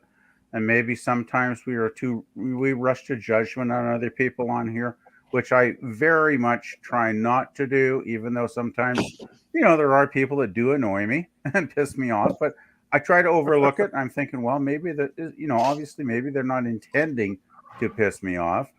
But yeah, it's unfortunate, Pop, that the Cardinal would attack you like that. It doesn't matter. It's okay. I'm fine. He seems like a decent guy on a lot of streams. I thought so too. but it's just like that's weird. Yeah, I thought so too. I was a regular on his channel, but I don't know. Weird. I don't know why. So I can't explain why it would happen, but it's okay. Was there anything you think might have triggered that, or?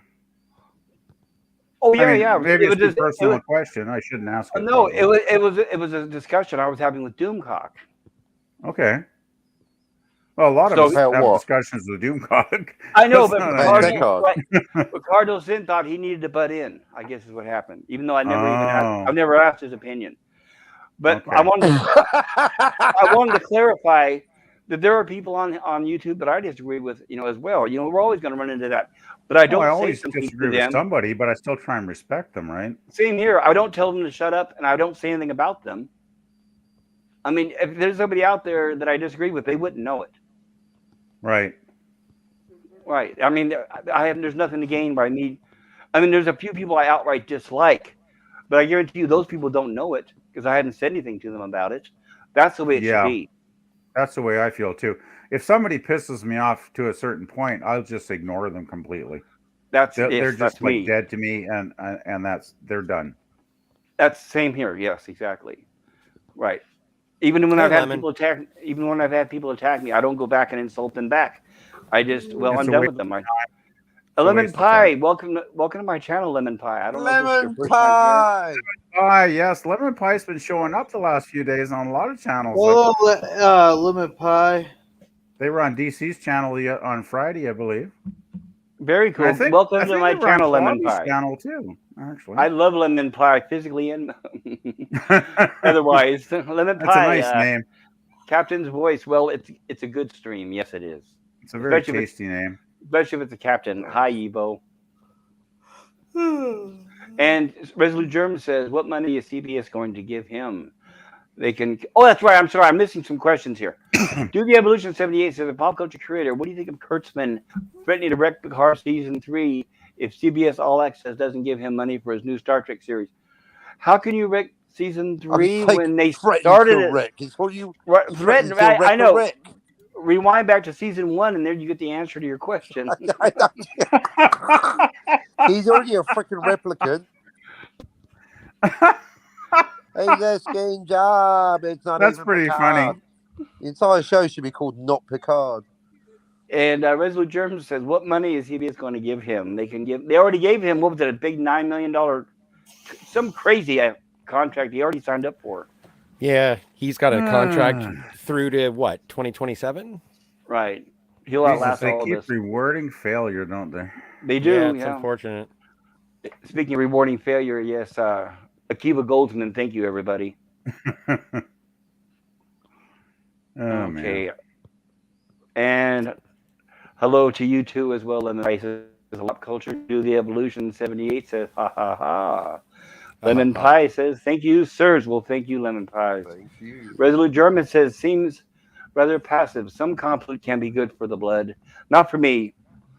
I know some people, they thrive on conflict and turmoil and arguing. Not me. I've been around people like that, and not for long, I'll put it that way. Lemon Pie says, nothing wrong with restraint at the right time. I say this not knowing much context here, which is perfectly fine. Perfectly fine. Interesting. Okay, is there anything else anybody wants to add? I know I've said really that a few don't have times. much more to say. No, and this is the Live best. long and prosper.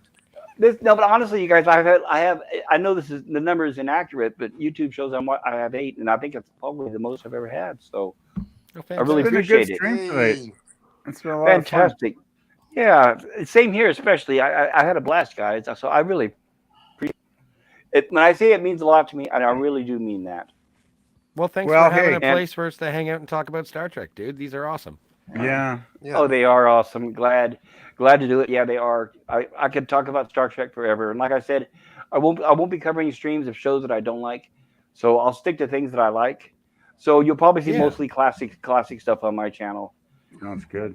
I should have when they were on, I should have covered Better Call Saul and Karate Kid. I wish I would have. Everybody else was. And that probably would have gotten me a lot of subs because I did enjoy both of those shows. You probably still. I mean, it's not like this show's new, right? You could probably go back and even cover Breaking Bad, and somebody would be watching. Well, the thing is I don't know anybody else on our circle that likes those shows that I know of, or at least we haven't spoken about it. If I had other people, Breaking Bad. Yes. Tell you, if you want to do one of them, I'll watch them along with you there. Then we could do a review on them. Well, yeah, but is that your kind of thing? Like Better Call Saul? Is that your type of show?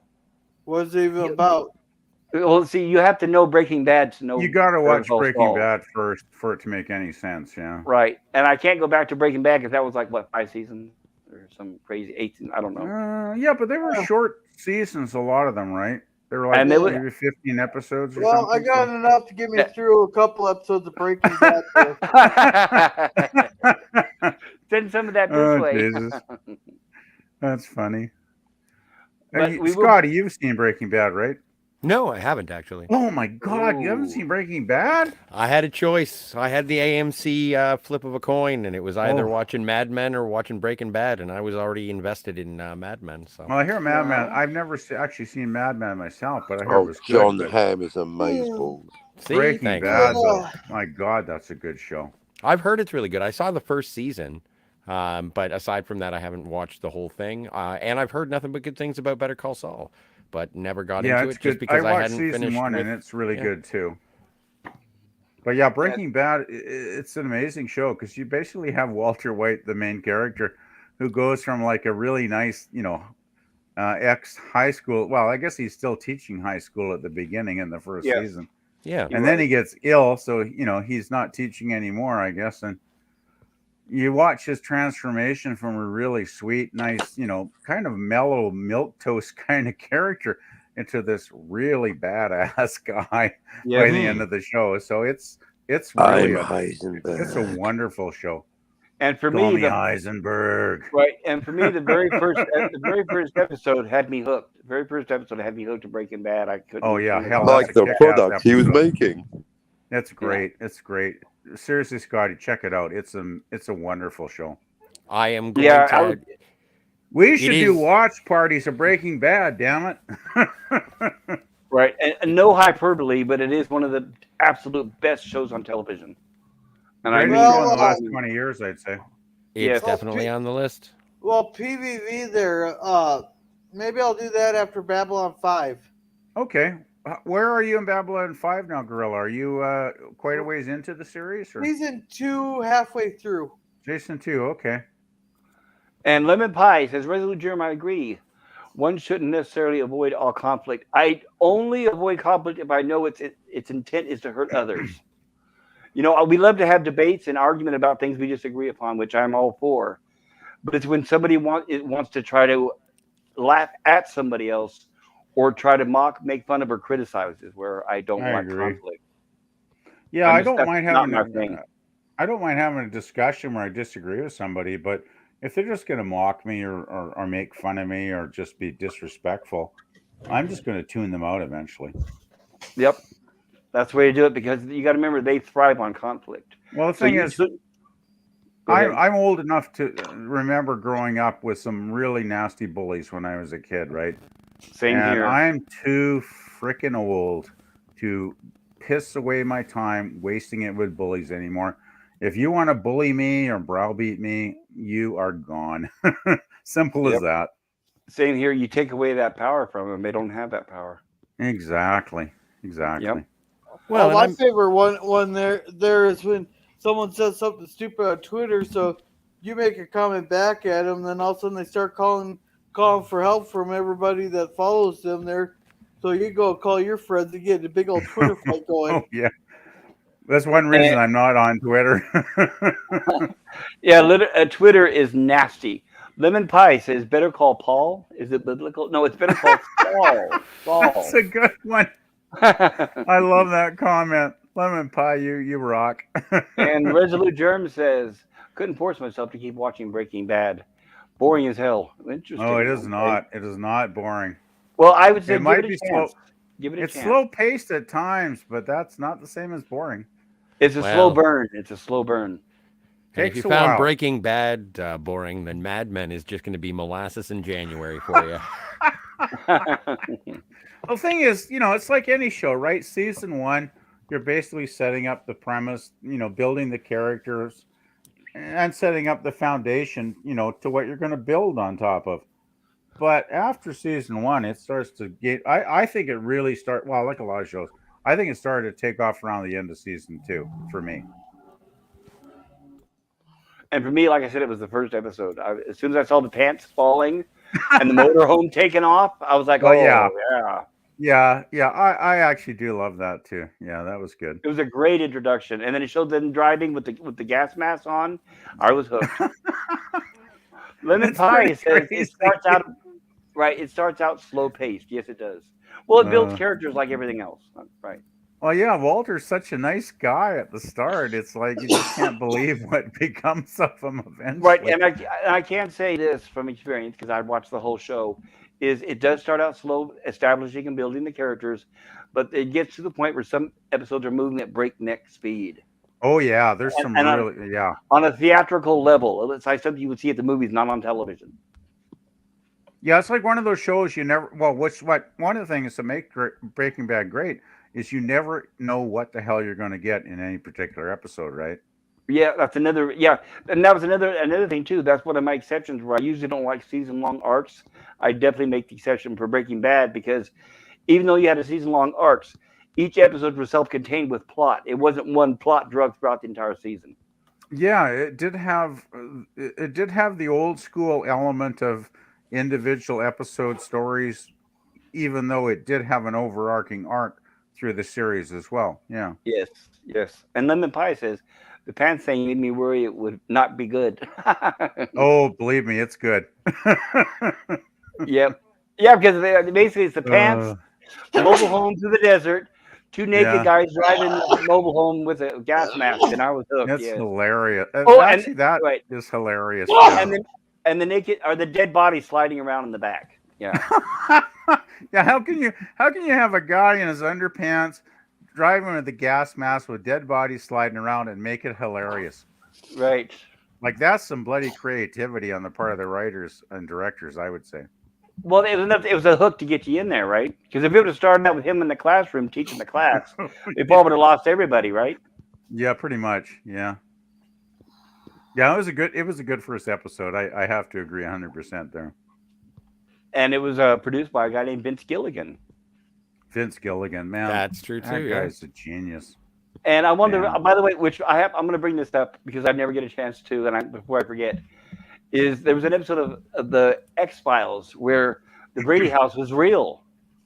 They actually built a replica of the Brady house, and there was a guy, according to the plot of the episode, he had mental powers where he was a Brady Bunch fan, and he envisioned the house, and he created it inside of his own house. So from the inside, it looked exactly like the Brady house, and he even had lookalikes of the Brady cast members. But from the outside, it looks like a regular house. And it starts out with 2 kids on the outside in a car, and one of the kids is telling the other kid, "That's the Brady house on the inside." And he goes, "What? You're crazy." He goes, "No, let's go up to the windows and look in, and it's the Brady house." One of those boys is Bud Bundy from Married with Children. Oh wow! Oh my! So God. they go up to the window, they peer inside, and there's Alice serving dinner, and it's the Brady Bunch house on the inside. This is nuts. And they break in, and the guy kills one of them, and oh my God, shoots him through the roof, like a Wile E. cartoon. I missed this one. Well, here's what I downloaded it. I have it. I watch it. I love it. It's called Sunshine Day. Is the name of the episode, right? What season? Makes sense. I can't. It was a later season because it's the one after Mulder and whatever their names were gone, and it was replaced by the guy from it's the later season one. Yeah, I kind of gave up around season 7 because I thought the show was going downhill. So. Well, here's what's interesting is Vince Gilligan. That sounds great, though. It's a great episode. Robert Patrick had taken over. That's the guy at the T-1000. But he's what's awesome. good about it, yes, they needed permission from Sherwood Schwartz because he was still alive at the time. So the producer called Sherwood Schwartz to get permission, and Sherwood Schwartz was laughing. He said, "Let me get this right. Your name is Gilligan, right?" And the guy said, "Yes, sir." And he said, "You have my permission." Awesome. That's awesome. I love it. It is. That's so good. It is. It's a good episode. It's called Sunshine Day, like the song they sang in that Sunshine one. Day. Okay, I'll have to make a mental note of that and look that one up because, the thing was, you guys probably know the first 5 seasons of X-Files were produced in Vancouver. You're pretty local to me, right? Oh, like a 5-hour drive from here. Right. And for me, the first 5 are the best seasons. I mean, those seasons are like untouchable. They're just really, really, really pretty much perfection. How it works. Yeah, that's usually how it works. And I like season 6. I thought when they moved it down to California, season 6 was very, very good. But then by the time I got to season 7, it's like starting to wander. And then what did it get to? Like 9, 10 seasons or something? 11 seasons? Sure. The last few years, I basically gave up on the show, and I still have not watched those episodes to this day, which is probably why I have not seen this one. Well, do check out Sunshine Day. You'll find it on Internet Movie Database. Yeah, and if anything, really Sail the High Seas. Download that one season for that one episode at least. Okay. I'm not, even though I don't recommend that to anybody. Lemon Pie says. Go ahead. I really should, check out the last few seasons. I never bothered watching yet because I know there's probably some good stuff in there. I just kind of lost interest. Like, it just wasn't the same show for me at that point. Well, I do have it, so if you guys want, we can do a watch party here. It'll save you the effort of having to hunt it down. That'd be great if you want to schedule something. Yeah, I can always do that. Yeah, I'll schedule a watch party if you guys ever want to check out the Brady Bunch on the X-Files. That'd be great. Sure, if you want to post something on your channel here, with a date, make it on a weekend though, because if it's not on a Friday, Saturday, or Sunday, I probably won't be able to watch. Okay, I'll make it on it'll be exactly Friday, Saturday, or Sunday evening. Yeah, and sometime in the weekend would be awesome. Lemon Pie says, "Oh, I've seen it all and I liked it. I'm just saying the underpants thing felt like a cheap sitcom-like gag. It was the show did have dark humor. Well, it was a gag, but it was still damn funny. Right, and like I said, it was a hook to get the audience in."